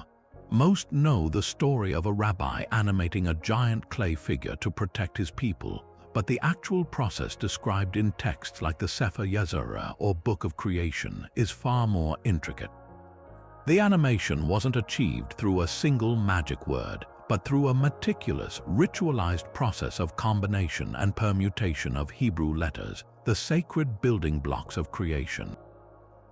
The rabbi would meditate on specific sequences, inscribing a combination of letters onto a clay tablet and placing it in the golem's mouth, or sometimes inscribing the word Emet, truth, on its forehead. This act of arranging a fundamental, symbolic code to impart life and function into inert matter is a powerful metaphor for programming. In nanotechnology, scientists don't build machines with tiny wrenches and screwdrivers.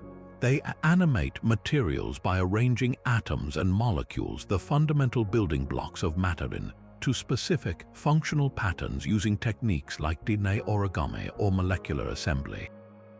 The Golem legend, in its essence, predicts the concept of coding function into matter itself, using a precise language to instruct a substance how to behave. Beyond specific stories, the very philosophy of alchemy, which spanned cultures from China to the Islamic world to medieval Europe, can be seen as a grand, centuries-long prediction of nanotechnology. The primary goal of the alchemist was not merely to turn lead into gold, as the popular myth suggests, but to achieve a far more profound transformation, the purification and perfection of matter. They sought the philosopher's stone, a substance that could act as a catalyst for this change. This pursuit was based on the core belief that all matter was ultimately composed of the same fundamental essence, and by manipulating it at its most primary level, one could radically alter its properties. This is the precise definition of nanoscience. We now know that the properties of a material, its color, strength, conductivity, reactivity, are not inherent to the element itself, but are determined by the arrangement of its atoms and molecules. A piece of coal and a perfect diamond are both made of carbon atoms. Their vastly different properties are solely a result of how those atoms are arranged at the nanoscale. The alchemists, in their quest to transform and perfect base metals, were conceptually predicting the field of materials science and the power of nanoengineering. They understood that the key to unlocking extraordinary properties lay not in grand gestures, but in the hidden, miniature architecture of the material world. Perhaps the most widespread and tangible ancient nanotechnology is the legendary Lycurgus cup, a 4th century Roman glass diatrita. This magnificent goblet is a masterpiece of ancient craftsmanship, but its true magic is a scientific marvel that wouldn't be understood for another 1600 years. The cup appears a dull jade green when lit from the front, but when a light is placed inside it, it glows a mesmerizing, translucent ruby red. This breathtaking color shift is not due to a pigment, but to the presence of nanoparticles of gold and silver, precisely ground and suspended within the glass matrix. Roman artisans, through a process of trial and error, had accidentally stumbled upon the principles of colloidal nanotechnology. They were creating a suspension of metal particles so small that they interact with light in a unique quantum mechanical way, a phenomenon known as surface plasmon resonance. The size and distribution of these nanoparticles determine the color of the light that is scattered. This wasn't just a lucky accident. It represents a sustained, sophisticated manipulation of matter at the nanoscale to achieve a desired optical property, an ancient art form that is the direct precursor to the modern science of creating quantum dots and plasmonic nanoparticles for use in everything from medical sensors to stained glass windows. It stands as irrefutable proof that ancient civilizations were not just dreaming of manipulating the small. In some cases, with brilliant intuition, they were actually doing it. While the Romans and Druids looked to the political and natural worlds for signs of what was to come, an even older civilization was turning its gaze skyward, developing a system of prediction so mathematically rigorous that its echoes can still be found in our modern astronomy. In the Fertile Crescent between the Tigris and Euphrates rivers, the Babylonians weren't just stargazers. They were the world's first true data scientists, and their meticulously kept clay tablets reveal an obsession with celestial patterns that yielded predictions of astonishing precision. Their entire worldview was rooted in the belief that the gods communicated their will through the movements of the heavens, making the accurate forecasting of celestial events a matter of supreme religious and state importance. This divine imperative drove them to achieve a level of astronomical sophistication that would not be surpassed for over 1,000 years. Their greatest predictive triumph was without a doubt their mastery of lunar eclipses. To the ancient mind, the sudden darkening of the moon was a terrifying omen, often seen as a direct threat to the king. The ability to forewarn the court of such an event was a source of immense power for the priest astronomers, known as Tupshar Enuma Anu Enlil, the scribes of the Celestial Omen series. They didn't rely on magic for these forecasts. They used cold, hard math. Through centuries of nightly observations recorded in cuneiform on thousands of tablets, they amassed an enormous database of celestial events. By analyzing this data, they identified a repeating cycle now known as the Saros cycle. They realized that eclipses tend to recur in a pattern every approximately 18 years and 11 days. If a lunar eclipse occurred, they could be highly confident that another would happen one Saros cycle later, though it would be visible from a different part of the globe. This was a monumental discovery, a purely mathematical key to unlocking one of the sky's most dramatic events. But their methods went far beyond this simple periodicity. They developed complex arithmetical models known as lunar theory to predict not just if an eclipse would occur, but its precise timing, duration, and even the cardinal direction of the shadow's path across the moon's face. One of their most sophisticated tools was the use of lunar 4 time intervals, the precise period between the moon's first appearance after a new moon and its setting, and other key phases. By tracking these intervals and noting their variations, they could refine their predictions with incredible detail. Their goal was to create what we would now call an ephemeris, a table of calculated positions for celestial bodies. These clay tablet ephemerides are a thing of beauty, with columns and rows of numbers systematically laying out the future motions of the moon, proving they could predict lunar phenomena with an accuracy of within a few hours, a feat that seems almost impossible without telescopes or advanced geometry. Their genius extended to the planets as well. The Babylonians were the first to recognize that the 5 visible planets were different from the fixed stars, and they dedicated immense effort to tracking their bizarre looping paths across the sky, known as retrograde motion. They developed another mathematical system called System B, which used zigzag functions to model the varying speed of a planet's movement. This system accounted for the fact that planets appear to move faster and slower at different points in their orbit. By plotting these changing velocities mathematically, they could accurately predict when a planet would appear to slow down, reverse course for a period, and then resume its forward motion. They created detailed almanacs that forecast the first and last appearances of planets in the morning and evening sky, their stations, and their conjunctions with stars and other planets.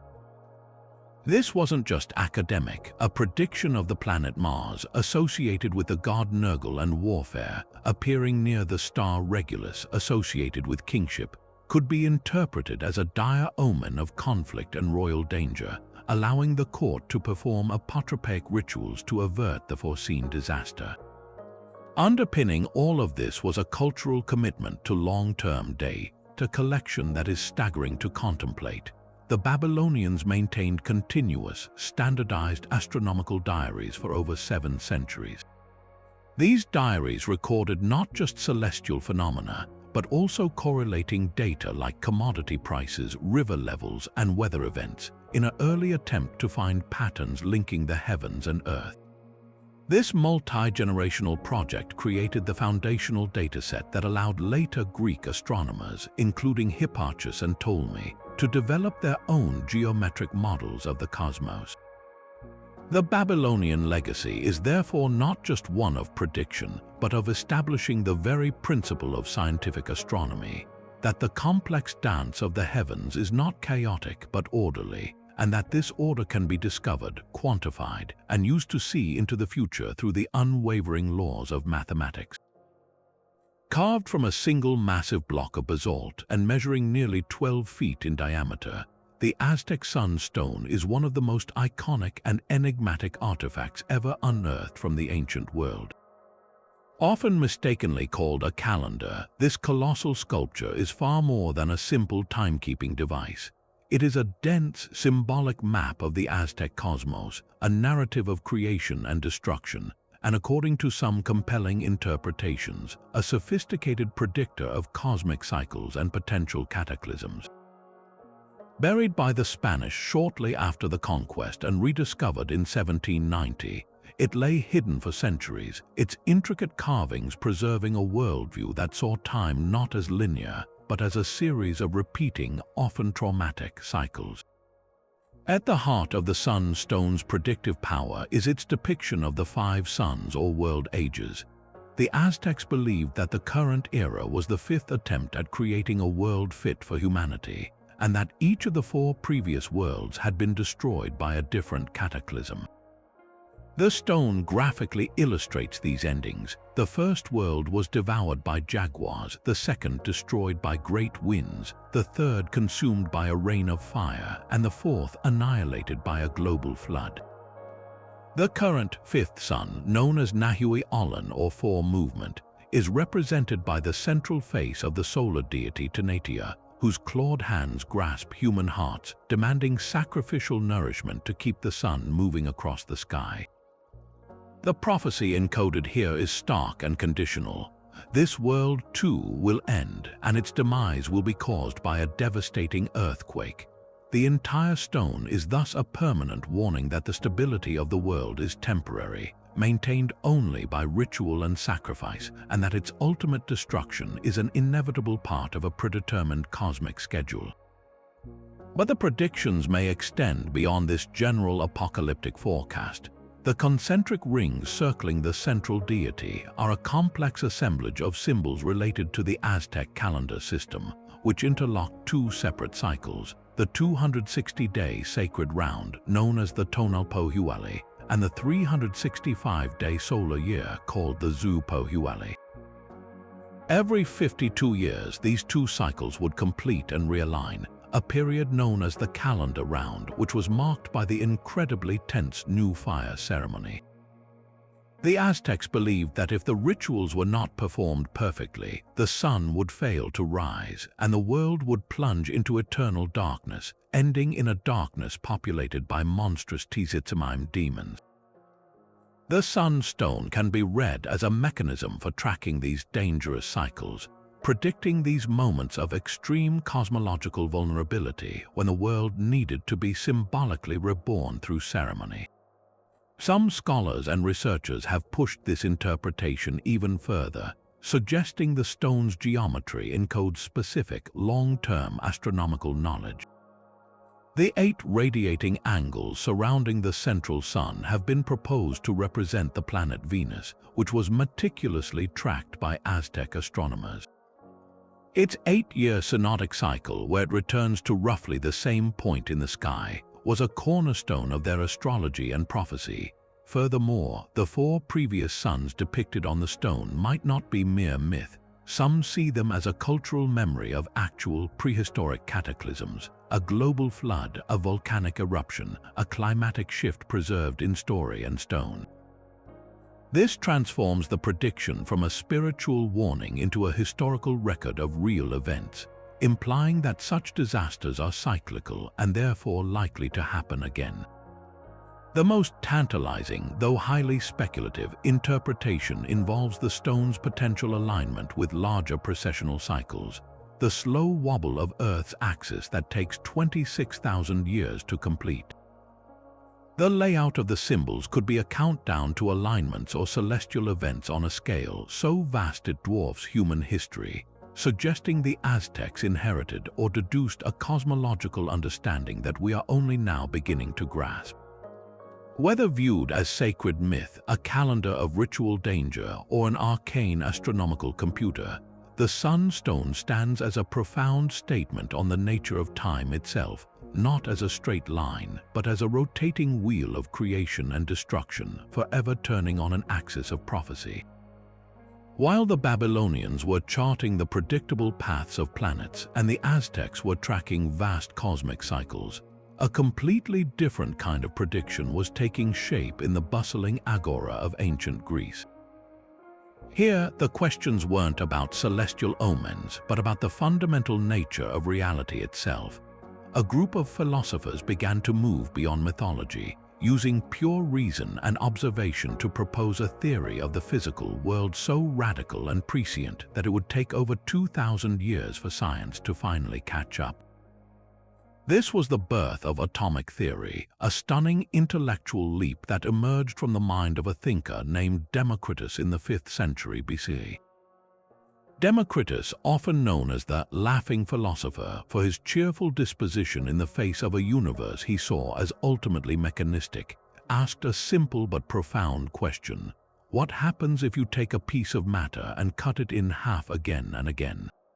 Is this division infinite, or does one eventually reach a point where it cannot be divided any further? He reasoned that there must be a stopping point, a fundamental, indivisible building block of all things. He called this theoretical particle atomos, a Greek word meaning uncuttable or indivisible.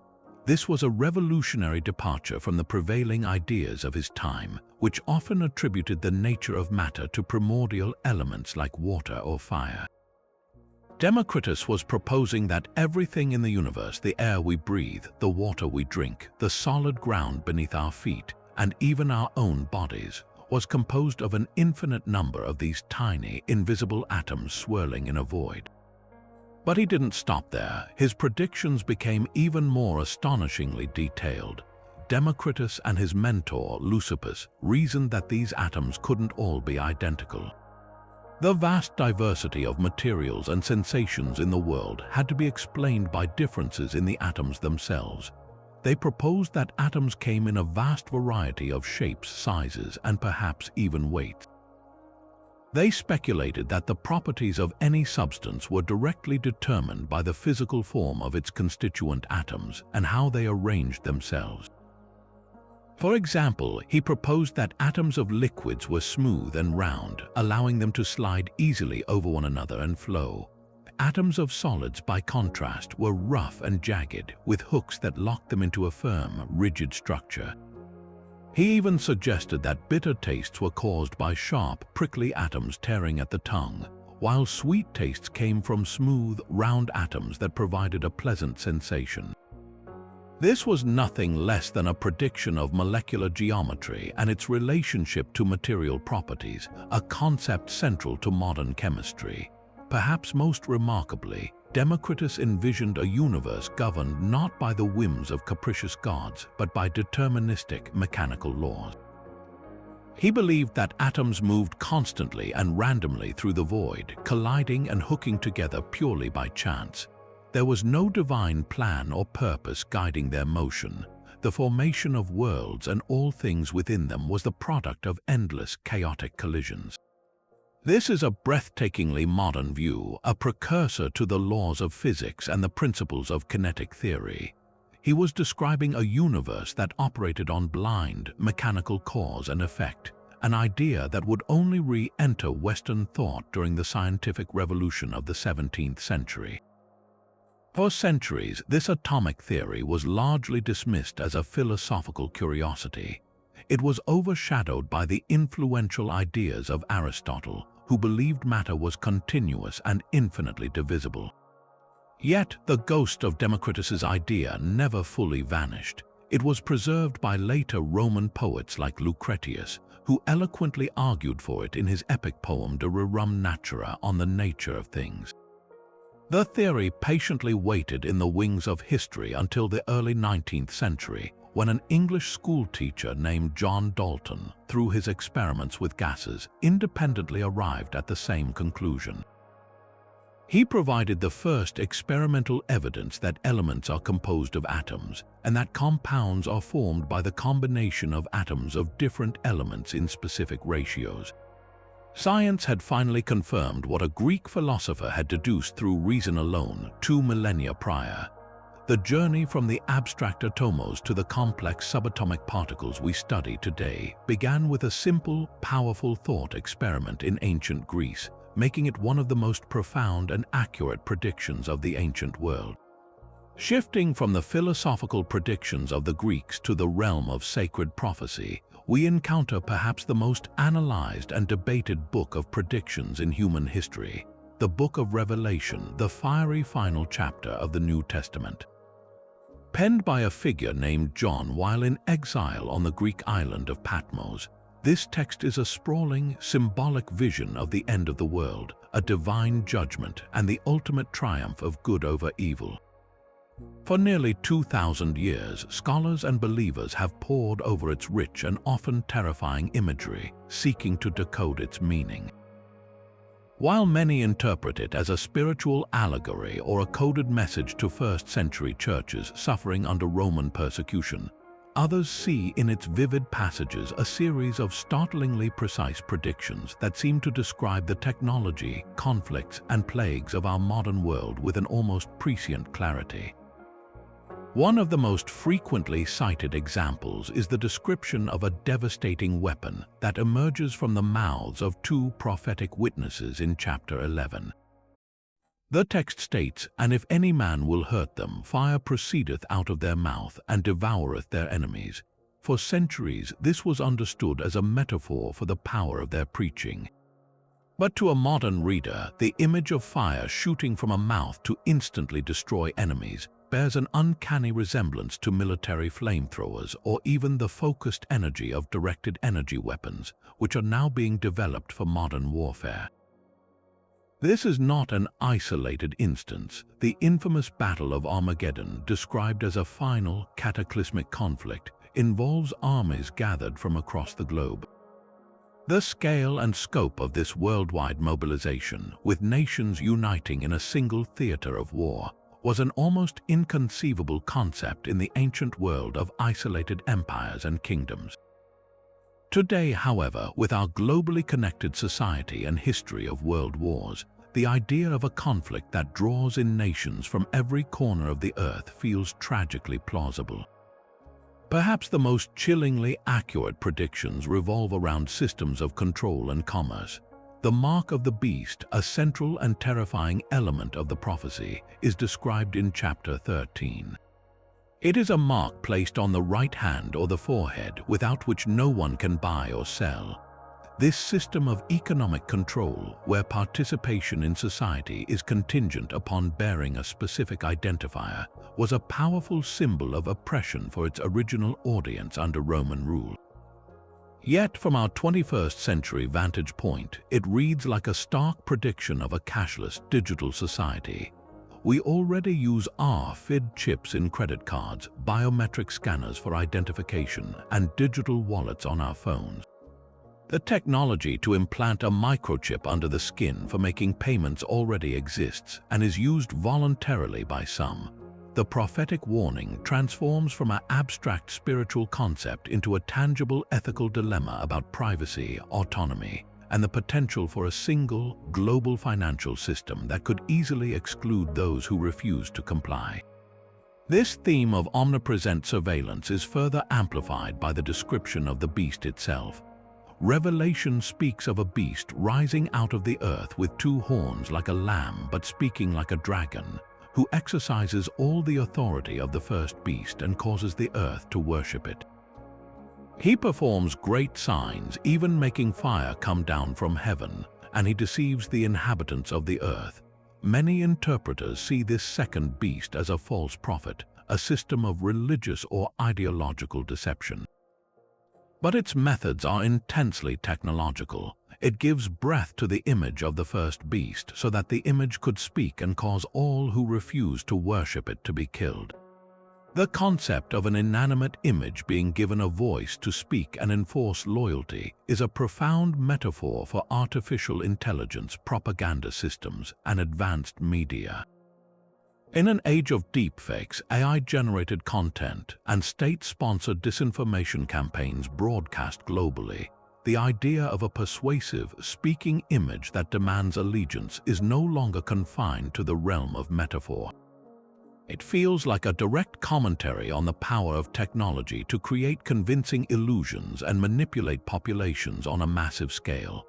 The environmental catastrophes outlined in the seals, trumpets, and bowls of wrath also resonate with a modern sense of dread. Revelation describes a third of the seas turning to blood, a third of the creatures in the sea dying, and a third of the ships being destroyed.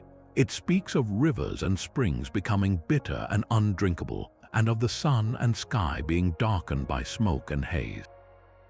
While these were likely intended as powerful symbols of divine judgment, they also read like a checklist of modern ecological disasters. Massive red tide algal blooms can turn stretches of ocean a bloody color and create dead zones that kill marine life. Industrial pollution and oil spills have repeatedly devastated aquatic ecosystems and destroyed ships and livelihoods. The darkening of the sun by a great furnace of smoke brings to mind the atmospheric effects of massive volcanic eruptions or even the nuclear winter scenario following a global exchange of atomic weapons. The text describes a scorching heat that burns people with fire, a prediction that takes on a new layer of meaning in our era of accelerating climate change and record-breaking heat waves across the planet. It is crucial to acknowledge the other side of this interpretative coin. Mainstream biblical scholarship largely rejects this futurist reading, arguing that the Book of Revelation was first and foremost a piece of resistance literature for its own time. The wild beasts, for instance, are widely interpreted as symbolic representations of the Roman Empire and its emperor worship cult. The number 666, the number of the beast, is believed by many scholars to be a coded reference to Emperor Nero, whose name, when converted into Hebrew numerals, adds up to that exact number.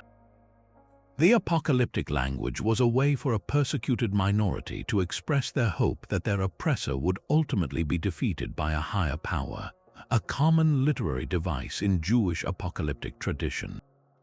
From this perspective, the book's power lies not in its prediction of specific future events, but in its timeless exploration of the struggle between justice and tyranny, between faith and compromise.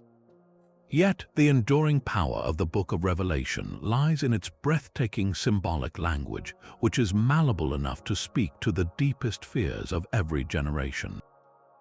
Its descriptions of war, ecological collapse, and totalitarian control are not tied to any one specific technology or event, but to the underlying human conditions that make such things possible. This is why its imagery feels so relevant. It taps into the perennial anxieties of humanity about power, technology, and the end of the world. Whether one views it as divine prophecy, potent allegory, or ancient resistance literature, its visions continue to hold up a dark mirror to our own society, challenging us to consider the ethical implications of our technological progress and the potential consequences of our collective choices. It remains a deeply unsettling and profoundly influential work, a 2,000-year-old warning that somehow feels more immediate with every passing century. Imagine a device so advanced that it could sense an earthquake hundreds of miles away, in an era without telephones, satellites, or even a basic understanding of plate tectonics. This wasn't science fiction in ancient China, it was a brilliant reality. In the year 132 AD, during the Han Dynasty, a brilliant inventor, astronomer, and mathematician named Zhang Heng presented the court of Emperor Shun with a creation that must have seemed like something from the gods themselves, the world's first seismoscope. This ornate bronze vessel, about 6 feet in diameter, was far more than a ceremonial object. It was a sophisticated scientific instrument designed to do the impossible: detect the direction of a distant earthquake that no one at the capital could yet feel. The descriptions that have come down to us paint a picture of marvelous ingenuity. The device was shaped like a large urn or wine jar, adorned with 8 dragons snaking down its sides, each one facing a primary compass direction: north, south, east, west, and the intercardinal points in between. Each dragon held a bronze ball in its mouth. Below the dragons, seated directly beneath each one, were 8 corresponding bronze toads with their mouths open, ready to catch a falling ball. Inside the vessel, the mechanism was a closely guarded secret, but historians and engineers have proposed a most plausible theory. It's believed a heavy pendulum was suspended freely in the center. When seismic waves from a distant quake reached the device, they would cause this pendulum to swing. The swinging motion would then trigger a clever system of levers or gears inside, which would release a ball from the mouth of the dragon facing the epicenter of the quake. The ball would clatter into the waiting toad's mouth below, creating a loud noise that would alert the observers. This wasn't just a simple alarm, it identified the direction from which the tremors were coming. The historical records tell us the device worked with stunning accuracy. On one occasion, a ball suddenly dropped from the dragon facing west, but no one in the capital had felt a tremor. Skeptics dismissed it as a false alarm, but several days later, a messenger arrived from a province far to the west reporting that a major earthquake had indeed occurred there. The seismoscope had detected the event from a distance that would have taken the messenger days to travel. This was a monumental achievement. It proved that the energy of an earthquake traveled through the earth in waves, a concept that wouldn't be formally understood in the West for over another 1,500 years. Zhang Heng's device didn't just predict the general possibility of a quake. It provided specific, actionable intelligence about where one had already happened, allowing the imperial government to quickly dispatch aid and assess damage in a targeted region. But the Chinese pursuit of seismic prediction didn't stop with a single machine. They complemented this technological marvel with centuries of meticulous, written observation. Imperial officials throughout the dynasties were tasked with recording natural phenomena, and earthquakes were considered events of supreme importance, often interpreted as signs of heavenly displeasure with the ruler's mandate. This created an immense state-sponsored database of seismic activity. Over generations, scholars began to pore over these records looking for patterns. They noticed that earthquakes weren't entirely random. They often occurred in specific, repeatable locations along known fault lines that we can now identify on modern maps. They also documented precursor phenomena, the subtle warning signs that often precede a major tremor. Their records speak of strange animal behavior, dogs barking incessantly for no reason, horses refusing to enter their stables, and rats and snakes fleeing their burrows en masse. They noted changes in groundwater levels, with wells suddenly drying up or becoming muddy without explanation. They even recorded the appearance of mysterious ground fog and unusual atmospheric lights, now known by the modern scientific term earthquake lights, which are still being studied today. This combination of technological innovation and relentless data collection allowed Chinese scholars to move beyond mere detection and into the realm of genuine prediction. By understanding which regions were historically active and by training local officials to recognize the animal and environmental precursors, they could make informed forecasts about heightened seismic risk in a given area. This knowledge was a critical tool of statecraft. An accurate prediction, or at least a heightened state of alert, could allow for the evacuation of vulnerable populations from specific towns or the pre-positioning of relief supplies, potentially saving thousands of lives. The ancient Chinese approach was holistic. They blended a mechanical wonder that detected what human senses could not with the accumulated wisdom of centuries of careful observation, creating a system of seismic forecasting that was the most advanced in the world for nearly 2 millennia. It stands as a powerful testament to how a culture's dedication to recording the past can yield an astonishingly clear vision of the future. For the ancient Egyptians, the Nile River was not just a source of water. It was the very heartbeat of their civilization, a divine force that dictated the rhythm of life and death itself. Each year, they watched the sky and the river with a desperate hope for their entire agricultural cycle, and thus their survival depended on a single, monumental event, the annual inundation. This was not a simple spring flood. It was the predictable swelling of the Nile, caused by torrential monsoon rains falling on the Ethiopian highlands far to the south. The river would rise, overflow its banks, and spread a layer of rich, black silt across the parched fields, naturally fertilizing the soil and creating the conditions for a bountiful harvest. But this life-giving event was also a potential agent of destruction. A flood that was too low would mean famine, as the water would not reach all the fields and the silt would be insufficient. A flood that was too high would mean catastrophe, wiping out villages, granaries, and canals. Predicting the precise timing and, more importantly, the scale of the incoming flood was a matter of national security, a science so vital it was elevated to a sacred art.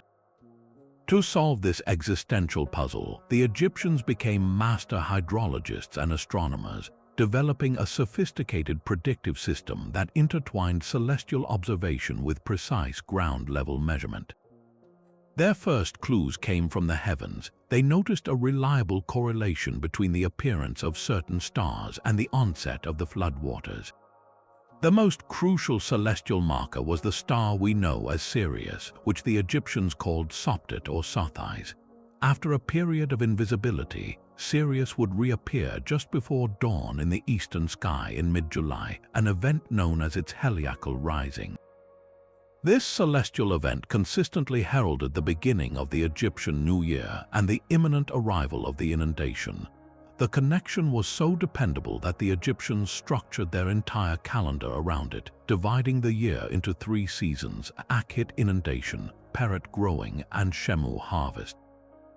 By carefully tracking the movements of Sirius and other constellations, priest astronomers could provide a general forecast for when the waters would begin to rise, giving the kingdom a crucial head start in preparation. But knowing when was only half the battle. The true genius of their prediction lay in measuring how much. For this, they engineered remarkable structures known as nilometers. These were not simple measuring sticks. They were elaborate and precise hydrological instruments strategically placed along the river, particularly at major religious centers like Elephantine Island near Aswan and at the Temple of Kam Ombo. There were several designs, each a testament to their ingenuity. The most common was a staircase nilometer, where a long, calibrated staircase was built descending directly into the river. As the water rose, it would cover the steps, and priests would simply note the level on the clearly marked graduations. A more complex and ornate design involved a stone well or chamber connected to the river by a tunnel. Inside this chamber, a central column was marked with cubits, an ancient measure of length and subdivisions. This design allowed for a calm, controlled pool of water to be measured, unaffected by the river's current or wind-driven waves, ensuring an incredibly accurate reading. These nilometers were far more than scientific tools. They were centers of immense religious and state power. The duty of taking the measurement fell to the priests, who performed the ritual with great ceremony. The recorded level was immediately dispatched by fast boat to the pharaoh and his administrators in Memphis and later Thebes. This number was the most important piece of information in the kingdom. Based on this data, the central government could make life or death decisions. They would calculate the expected harvest yield, set that year's tax rates as taxes were paid in grain, and organize the distribution of seed from the state granaries. Most importantly, they could manage the crisis before it began. A low reading would trigger a program of strict rationing and the requisitioning of emergency grain supplies. A high reading would initiate the evacuation of low-lying areas and the reinforcement of dikes and canals. This state-run response, fueled by the data from the nilometers, was what allowed Egyptian civilization to thrive for 3,000 years with remarkable stability. It was a breathtakingly early example of a government using data collection and predictive modeling to manage an economy and prevent disaster, a system of hydrological intelligence that allowed them to not just fear the river's power, but to harness it and foresee its every move. While the Egyptians were mastering the river and the Chinese were charting earthquakes on the fierce, cold seas of the North Atlantic, an entirely different kind of predictive art was being perfected. The Vikings, often portrayed as ruthless raiders, were in fact some of the most skilled navigators and meteorologists the ancient world ever produced. Their ability to cross thousands of miles of treacherous, open ocean in longship's vessels with a shallow draft and no cabins, utterly exposed to the elements, was a feat that seems almost superhuman. They accomplished this not through magic, but through a profound, multi-layered understanding of their environment, developing a forecasting system that seamlessly blended cutting-edge technology with timeless natural observation. Their most legendary tool, one that straddles the line between myth and reality, is the sunstone. Ancient Norse sagas speak of a solarstein, a mysterious crystal that could locate the sun's position even on a completely overcast day or through the faint light of the twilight Arctic summer. For centuries, this was dismissed as a fanciful legend, but modern science has proven it was not only possible but highly probable.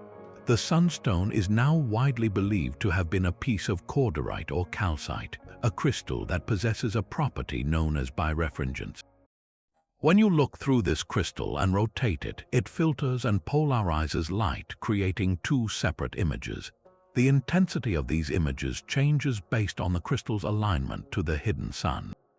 A skilled navigator could hold the stone to the sky and slowly turn it until the two images matched in brightness, revealing the sun's azimuth with startling accuracy. This wasn't a vague directional aid. It was a precise optical instrument that gave the Vikings a celestial fix on the sun, their primary navigational marker, in conditions that would have left other sailors completely blind and lost. It was a technological prediction of the weather's obscuring effect, allowing them to see the unseen. Beyond this single crystal, Viking weather prediction was a constant, living practice woven into the very fabric of their voyage. They were masterful readers of the sea itself, understanding that the ocean was not a blank expanse but a textured map of information. They paid close attention to wave patterns, knowing that a sudden shift in swell direction could indicate a distant storm brewing far beyond the horizon, long before the wind changed or the clouds rolled in. They observed the color and temperature of the water, recognizing that certain currents carried specific characteristics. The sight of drifting seaweed or a change in water, you could tell them they were nearing a known current, like the Erminger or the North Atlantic Drift, which could then be used to correct their course or predict a shift in wind patterns. They even listened to the sea, noting how the sound of the waves against the hull changed with the depth and the nature of the seabed below, another clue to their position. But their most reliable partners in prediction were the creatures of the air and sea. The Vikings possessed an ornithological knowledge that functioned as a living radar system. They kept ravens on board their ships. When visibility was poor and land was suspected to be near, they would release one of these birds. A raven, instinctively seeking land, would fly straight toward it if any was within its range. If no land was found, the bird would return to the ship, its only familiar perch in the vast ocean. The direction the raven flew or didn't fly provided a crucial data point. They also meticulously observed the behavior of wild seabirds. The sight of certain species like auks or puffins, which rarely venture far from shore, was a sure sign that land was imminent. The direction of their flight at dusk, always heading toward land to roost, gave a perfect bearing to follow. Even the presence of whales, which tend to follow specific migratory routes and feeding grounds, could provide navigational clues about their location in the open ocean. This holistic system of prediction, combining cutting-edge mineralogy with the ancient wisdom of animal behavior and oceanography, allowed the Vikings to do more than just survive their journeys. It allowed them to plan and execute them with astonishing success. They could predict a squall hours before it hit by reading the subtle signs in the waves and the sky. They could sense their proximity to an unknown shore through the cries of birds and the feel of the water. This was not guesswork. It was the accumulated result of generations of brave exploration, careful observation, and the relentless pursuit of knowledge in the world's most unforgiving classroom. Their legacy is a testament to human ingenuity, proving that the most advanced forecasting system isn't always found in a computer model, but can be built from a deep, respectful, and continuous conversation with the natural world. And yet, even as the Vikings read the natural world for signs of coming storms, the most profound and intimate predictions were being woven into the very fabric of life itself, embedded in ancient stories of creation and manipulation. Across the globe, long before the discovery of DNA, our ancestors were telling tales that seemed to predict the core concepts of genetic engineering and biotechnology. These are not stories of simple magic, but complex narratives about hybrid creatures, the blending of species, and the direct intervention into the blueprint of life, echoing our modern scientific ambitions with an almost prophetic resonance. Consider the vast menagerie of hybrid creatures that populate Greek mythology.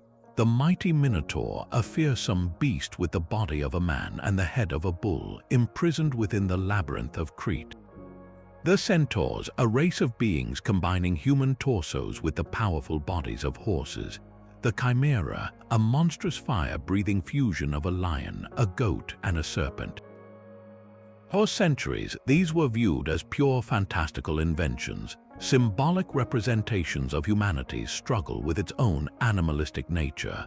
But from a modern perspective, they read less like fantasy and more like a conceptual blueprint for transgenics, the transfer of genes from one species to another. The Minotaur, in particular, is not a creature born of natural reproduction, but is explicitly the engineered offspring of a divine curse and a queen's unnatural union with a sacred bull. A story that chillingly parallels the modern process of creating transgenic animals in a lab, splicing genetic material to express specific traits from a completely different species. This theme of divine or semi-divine manipulation of life is even more explicit in the creation myths of many cultures. In ancient Egyptian mythology, the ram-headed god Khnum is depicted as a divine potter who crafts each human child on his wheel, shaping their physical form and determining their destiny before placing them in their mother's womb. This is a powerful metaphor for the concept of a predetermined genetic code, a master blueprint that defines an individual's physical characteristics and potential even before birth. Similarly, the Hindu text known as the Mahabharata describes the sage Bharadwaja attempting to create a human being in a vessel, a story some interpret as an ancient allegory for in vitro fertilization or even cloning.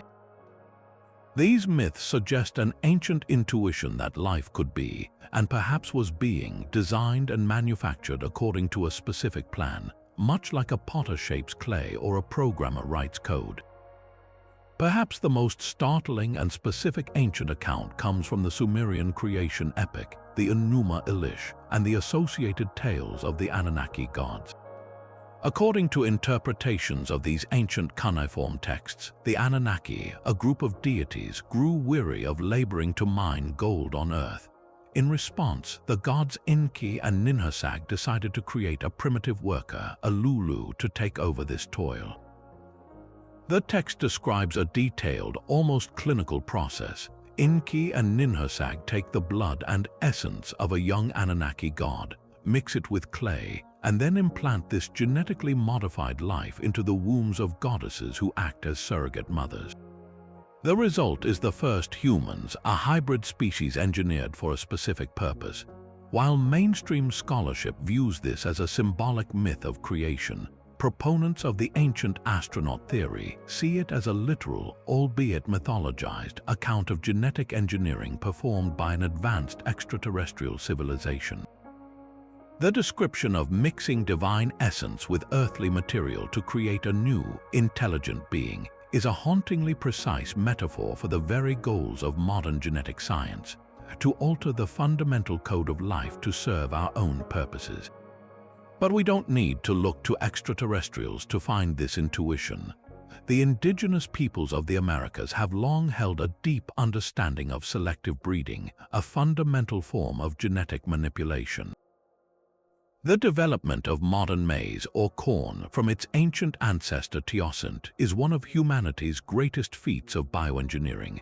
Over thousands of years, through careful observation and selection, ancient Mesoamerican farmers transformed a grass with a handful of hard kernels into the large, abundant cob we know today.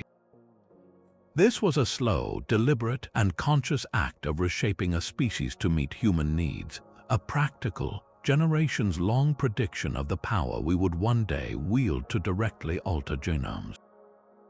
Their stories often speak of a time when the corn was given to the people by the gods, a narrative that captures the monumental, almost divine significance of this achievement. These ancient narratives, from the symbolic to the seemingly literal, all point to a deeply ingrained human awareness that the forms of life are not fixed and immutable. They reflect a primordial understanding that the boundaries between species could be crossed, that life could be designed, and that the very essence of a living thing could be manipulated by a powerful, knowledgeable hand. Whether viewed as metaphorical wisdom, divine revelation, or fragmented history, these stories stand as a profound testament to the human imagination. They dreamed of a world where biology was not destiny but a medium for creation, a prediction of a future where we would finally acquire the tools to make those ancient myths a startling reality. Buried deep within the Himalayas, safeguarded by a culture steeped in profound spiritual wisdom, lies a text that offers perhaps the most intricate map of consciousness ever conceived. The Tibetan Book of the Dead, known more accurately as the Bardo Therdol, or Liberation Through Hearing During the Intermediate State, is far more than a funerary rite. Composed by the great master Padmasambhava in the 8th century and hidden as a terma or treasure text to be discovered later, it is a detailed guidebook for the soul's journey through the liminal space between death and rebirth. While its primary purpose is to achieve enlightenment and escape the cycle of suffering, its vivid descriptions of the post-mortem experience present a series of stunning parallels to modern psychological and neurological understandings of the mind, particularly near-death experiences and altered states of consciousness. The entire text is structured around the concept of the bardo, a transitional or in-between state. It meticulously describes three primary bardos that unfold after physical death. The first is the Chik-Hai bardo, the bardo of the moment of death. Here, the text describes the dissolution of the physical senses and the elements of the body, culminating in the encounter with the clear light of reality. This is presented as a brilliant, all-encompassing, primordial radiance, a pure, non-dual state of awareness. The text instructs the deceased to recognize this light as their own true nature, their fundamental consciousness, and to rest in it to achieve liberation. To a modern reader, this bears an uncanny resemblance to the most common element of near-death experiences, the sensation of moving through a tunnel toward a brilliant, loving, and peaceful light.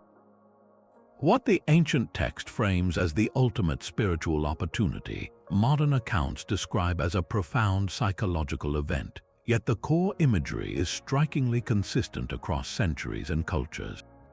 If the consciousness fails to recognize the clear light, it moves into the second stage, the Churnyad bardo, the bardo of experiencing reality.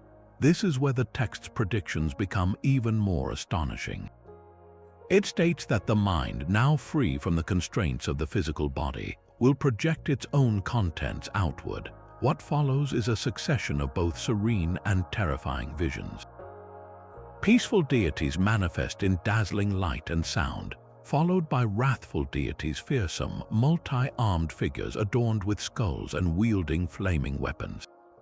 The Bardo Therdol insists these are not external demons but are in fact the natural radiance of one's own mind, personifications of deep-seated emotions like anger, desire, and ignorance.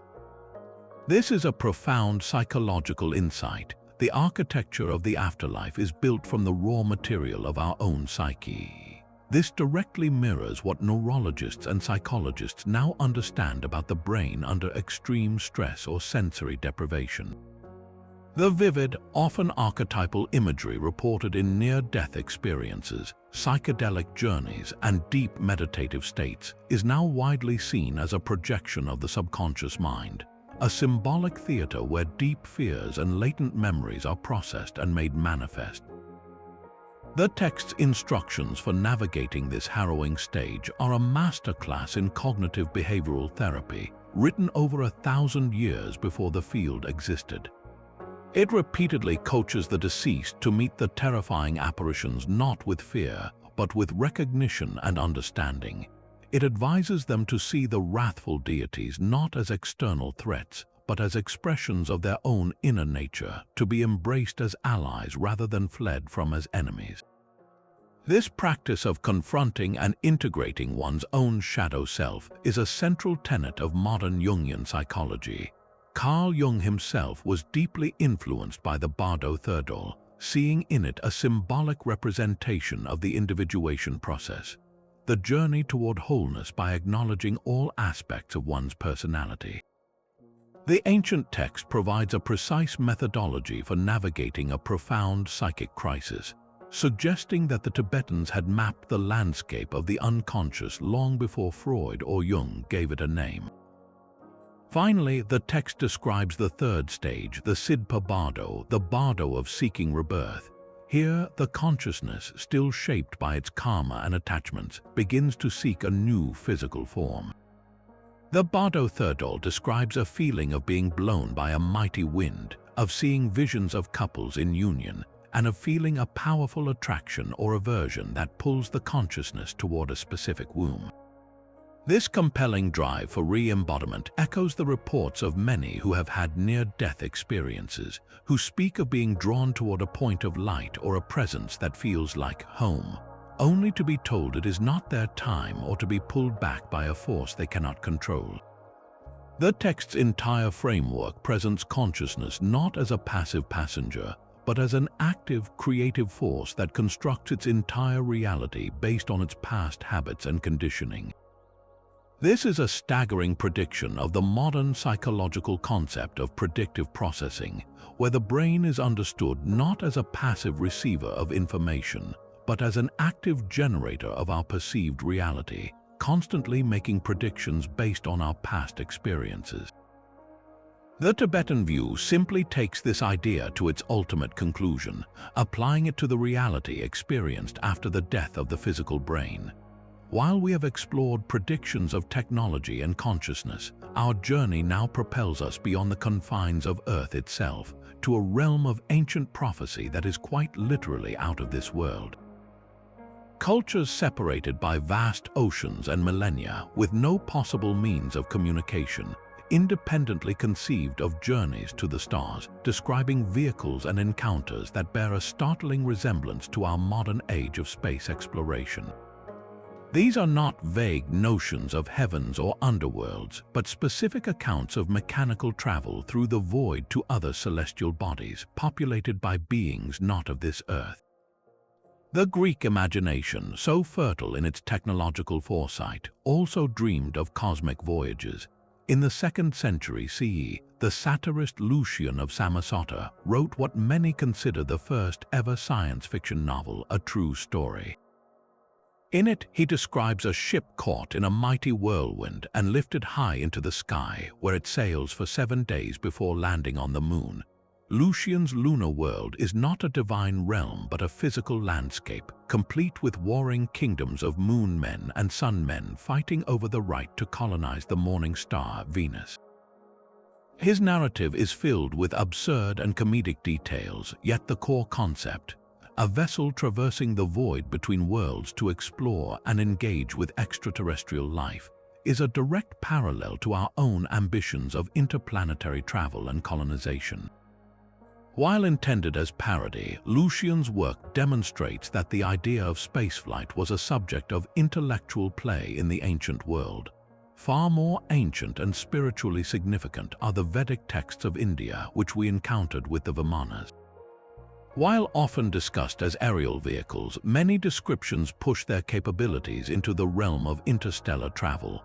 The ancient epic, the Mahabharata, describes these craft as able to journey to the Antariksha, a term often translated as the intermediate region or outer space, and even to the realms of the gods, which are frequently associated with planets and stars. Another text, the Dronapava, speaks of a Vimana as a craft that could become invisible, travel underwater, and fly through the air, capturing enemies and transporting them through the sky. The specific mention of multiple environments of operation, air, water, and the void, suggests a vehicle of incredible versatility, not unlike our concepts for advanced aerospace craft or submarines. The Srimad Bhagavatam takes this further, offering a startlingly precise cosmological model. It describes our planet as one of many, varying in size and character, and even gives a measurement for the diameter of the Earth that is within 1% of the modern figure. This profound understanding of a multi-planetary reality, combined with the descriptions of vehicles capable of traveling between them, forms a coherent ancient prediction of a spacefaring civilization. This theme of celestial journeying is not confined to the so-called Old World. Among the Native American peoples, a rich tapestry of stories speaks of travel to the stars and contact with star beings. The Skidi Pawnee of the Great Plains possessed an extraordinarily advanced understanding of astronomy, and their creation stories tell of their people originating from the stars, specifically from the Pleiades cluster. They believed their ancestors came to Earth in a celestial chariot, a vessel of light, and they maintained a deep spiritual connection to their cosmic birthplace through precise rituals that mirrored the movements of the heavens.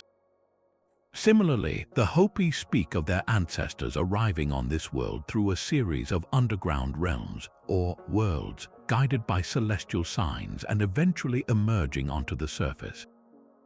Their intricate rituals and Kachina ceremonies are often interpreted as reenactments of these ancient journeys and visitations from beings from other worlds, preserving the memory of a time when travel between the stars was part of their sacred history.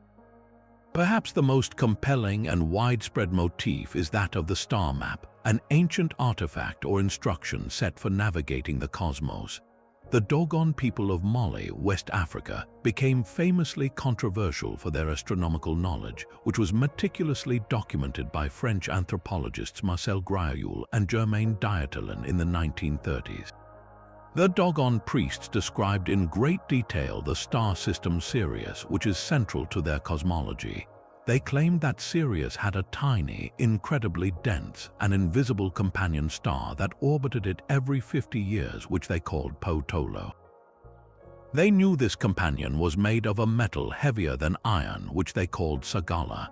The astonishing part is that Sirius B, the white dwarf companion to Sirius A, was only first observed through a telescope in 1862, and its properties of immense density were not understood until the early 20th century.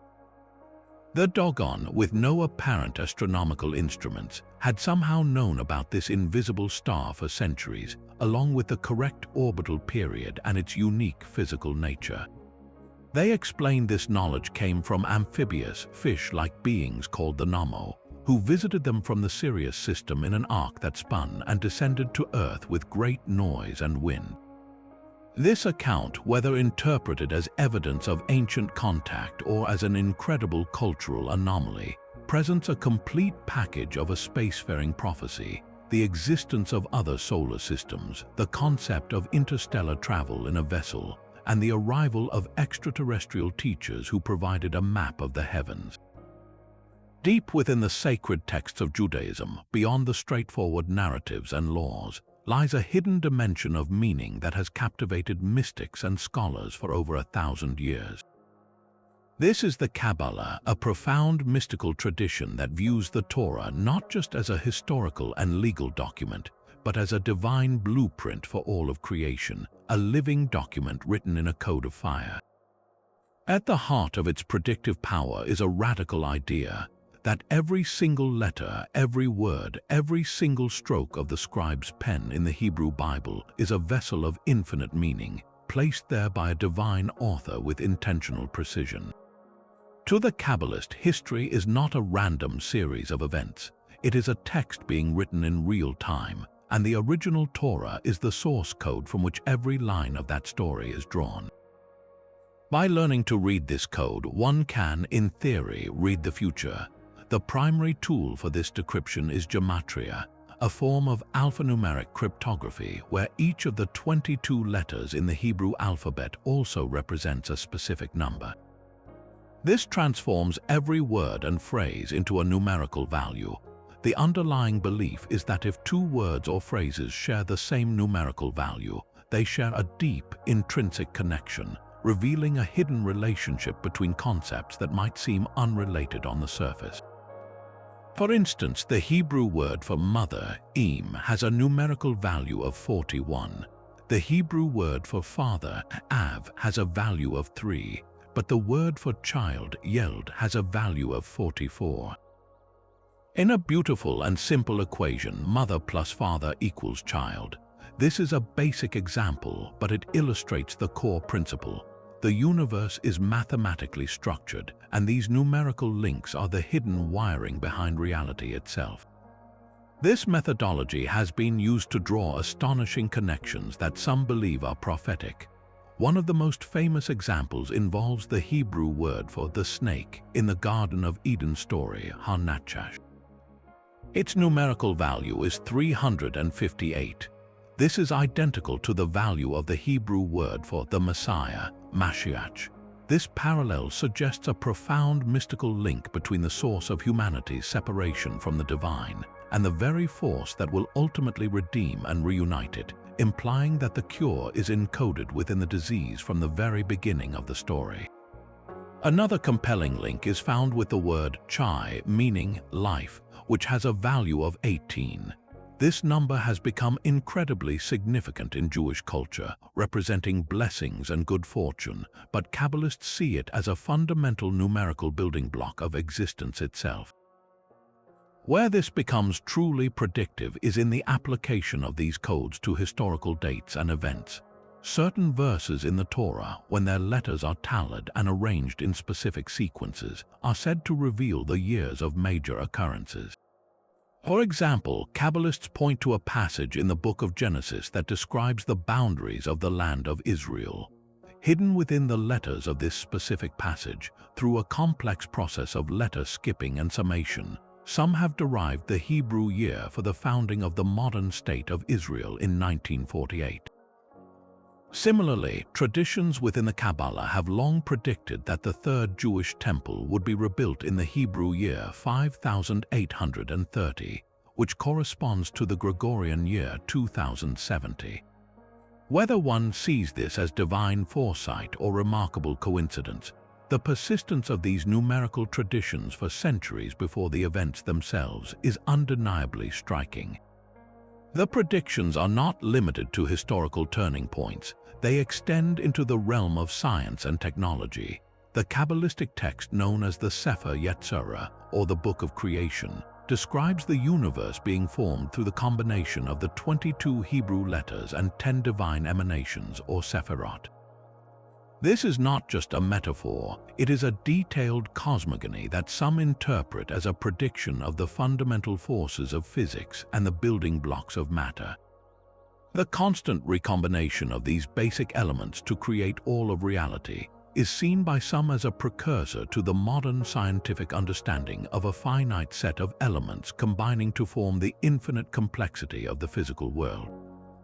In a more specific example, the numerical value of the Hebrew word for the Internet or global network, Reshet Tichnutit, has been analyzed by modern Kabbalists who find its value deeply interconnected with words relating to knowledge, revelation, and even confusion, which they see as a perfect encapsulation of the Internet's dual potential for enlightenment and misinformation, a duality predicted within the ancient framework. Naturally, these interpretations are met with significant skepticism.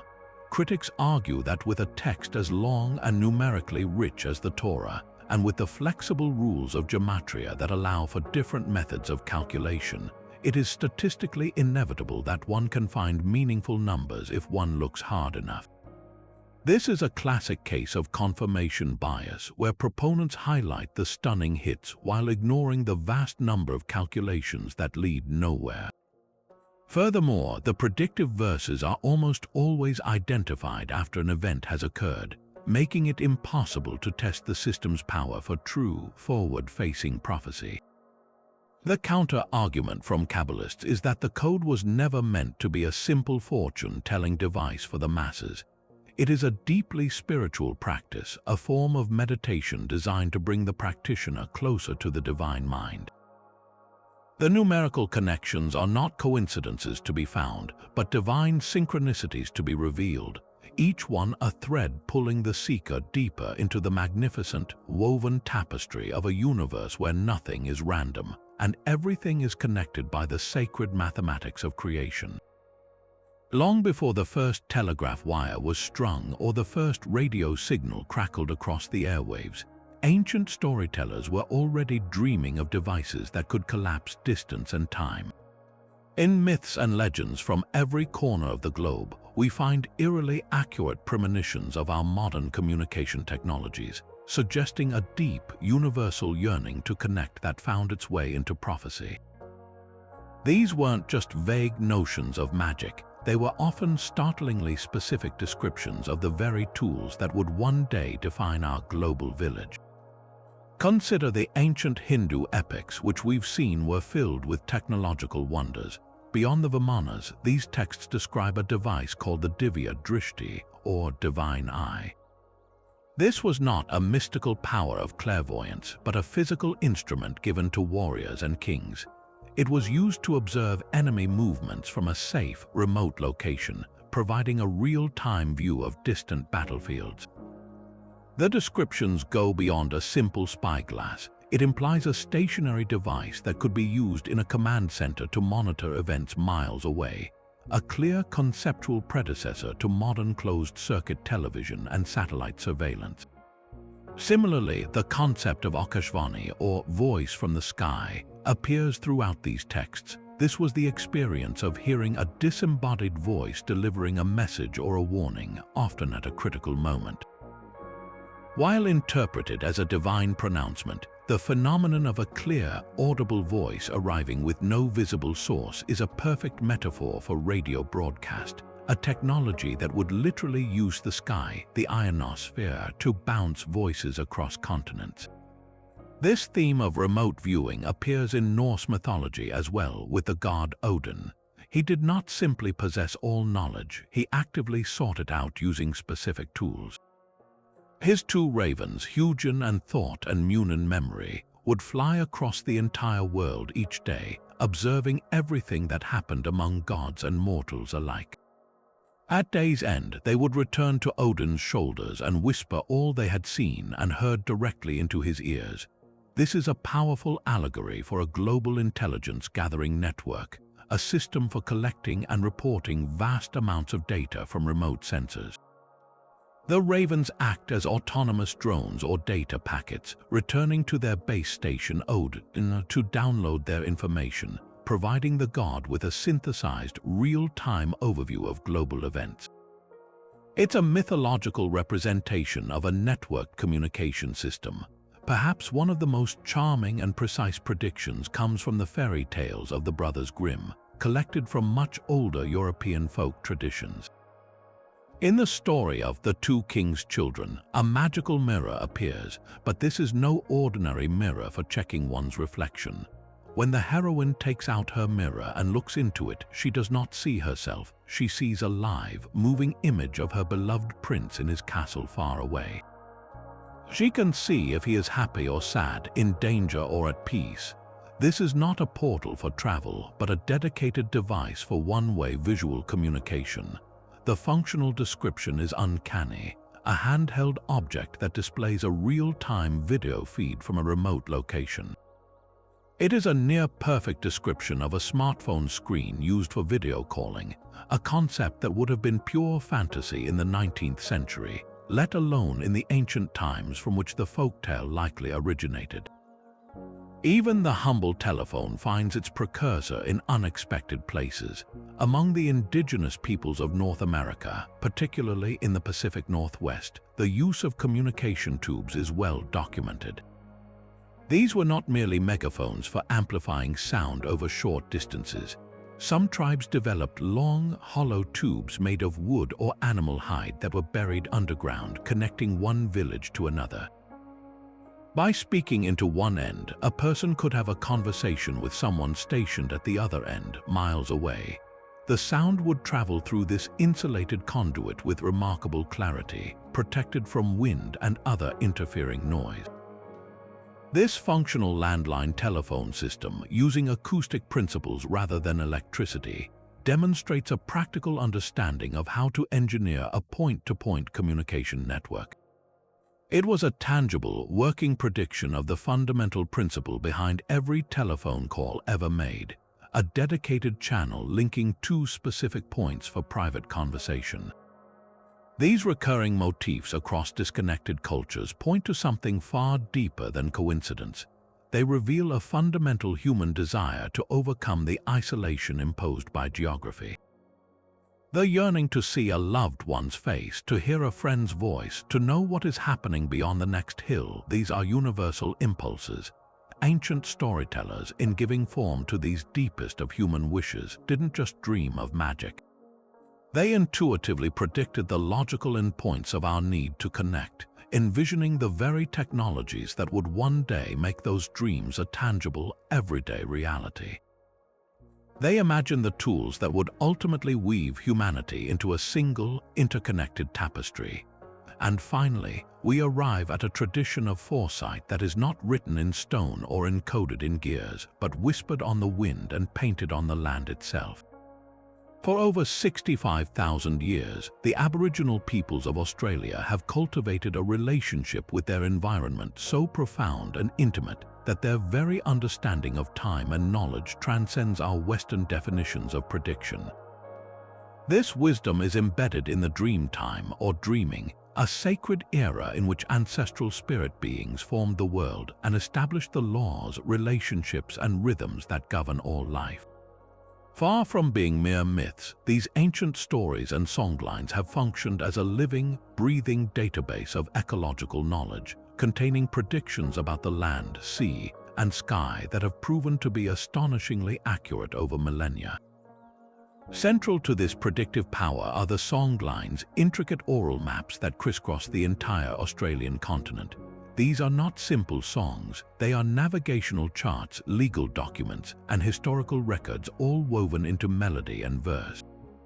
A songline describes the path of an ancestral creator being as it moved across the land, naming every waterhole, mountain, rock formation, and sacred site along the way. By singing the song in the correct sequence, a person could navigate vast, featureless deserts with pinpoint accuracy, finding water and resources that would be completely invisible to an outsider. But the predictive element goes far beyond simple navigation. The songs encode information about the seasonal availability of certain plants, the breeding cycles of animals, and the patterns of the weather. A particular verse might indicate that when a specific desert acacia flowers, a type of honeyant will be fat and ready for harvesting. Another might describe the behavior of a bird that signals the arrival of the monsoon rains. This is a system of forecasting that has ensured survival in one of the most challenging environments on Earth for tens of thousands of years. This deep time knowledge extends to dramatic geological and climatic events. On the shores of what is now the Kimberley region in Western Australia, there are numerous Aboriginal stories that describe a time when the coastline was far more extensive and that the ocean rose to cover these ancient lands. These oral histories speak of the drowning of sacred sites and the need for communities to retreat inland as the water steadily advanced. For generations, these were considered symbolic creation stories. However, modern geologists studying sea level rise since the last ice age have confirmed that these coastal flooding events did indeed occur, precisely around 7,000 to 10,000 years ago. The Aboriginal stories accurately predict and describe a massive, slow-moving geological process that they witnessed and recorded in their oral tradition, preserving a memory of a changing world that science has only recently been able to verify. Perhaps the most compelling example of this predictive ecological knowledge involves a tiny, unassuming bird. For generations, the Aboriginal people of the Arnhem Land region have shared stories about the spotted nightjar, a ground-nesting bird. Their lore stated that this bird was a powerful rainmaker and that its call was a sure predictor of the coming of the wet season. Scientists curious about this long-standing belief decided to investigate. Their findings were stunning. They discovered that the spotted nightjar times its migration and its breeding cycle with incredible precision to coincide with the onset of the monsoon rains. The bird arrives and begins to call just before the rains come, and it times the hatching of its eggs so that the chicks emerge exactly when insect populations, their primary food source, explode due to the rainfall. The Aboriginal prediction was not based on superstition. It was based on 60,000 years of observing a flawless, reliable correlation between this specific bird's behavior and a major climatic shift. They had identified a perfect biological indicator species, a living alarm clock for the entire ecosystem. This holistic view of the world, where every animal, plant, and weather pattern is interconnected, allowed Aboriginal cultures to make predictions that modern science is only beginning to grasp. Their calendars are not simple 12-month grids but complex, multi-tiered systems that account for the subtle shifts in the environment, often recognizing up to 6 or 7 distinct seasons based on what is blooming, breeding, or migrating. This long-term collective memory, passed down unbroken through song, story, and art, represents a form of prophecy that is rooted in participation and observation. They didn't seek to predict the future as a distant, abstract event, but to understand their place within the endless, repeating cycles of the present. It is a reminder that the most profound predictions are not about defying nature's laws, but about listening so closely to them that you can hear the echo of what is to come in the rhythm of what already is. From the celestial computers of the Greeks to the biological indicators honored by Aboriginal cultures, our journey through these 30 examples reveals a tapestry of ancient insight so intricate it challenges our very perception of time and progress. We've seen the Antikythera Mechanism's precise astronomical calculations, the Mayan calendars tracking vast cosmic cycles, and the Viking sunstones piercing cloudy skies. We've encountered the Baghdad Battery's mysterious spark, the Vimana texts describing aerial battles and energy weapons, and the self-healing metals of Sanskrit lore. Each instance stands as a monumental question mark against the timeline of human achievement, forcing us to wonder, were our ancestors privy to a wisdom since lost to the ages? So, what are we to make of all this? Do these artifacts and stories represent genuine predictions, a form of foresight that somehow pierced the veil of time? Could they be remnants of advanced knowledge possessed by civilizations that rose and fell long before our recorded history, leaving behind only fragmented echoes in myth and stone? Or are they simply coincidental interpretations where we, with our modern minds and technologies, are projecting our own world onto the ambiguous symbols of the past, connecting dots that were never meant to be connected? The most compelling answer likely lies in a blend of all three. Some cases, like the mathematical models of the Babylonians or the hydrological predictions of the Egyptians, clearly demonstrate a sophisticated scientific understanding that was simply ahead of its time in the Western world. Others, like the allegorical visions in the Book of Revelation, show how timeless human anxieties about power, technology, and the end of the world can manifest in stories that feel unnervingly prescient to every generation.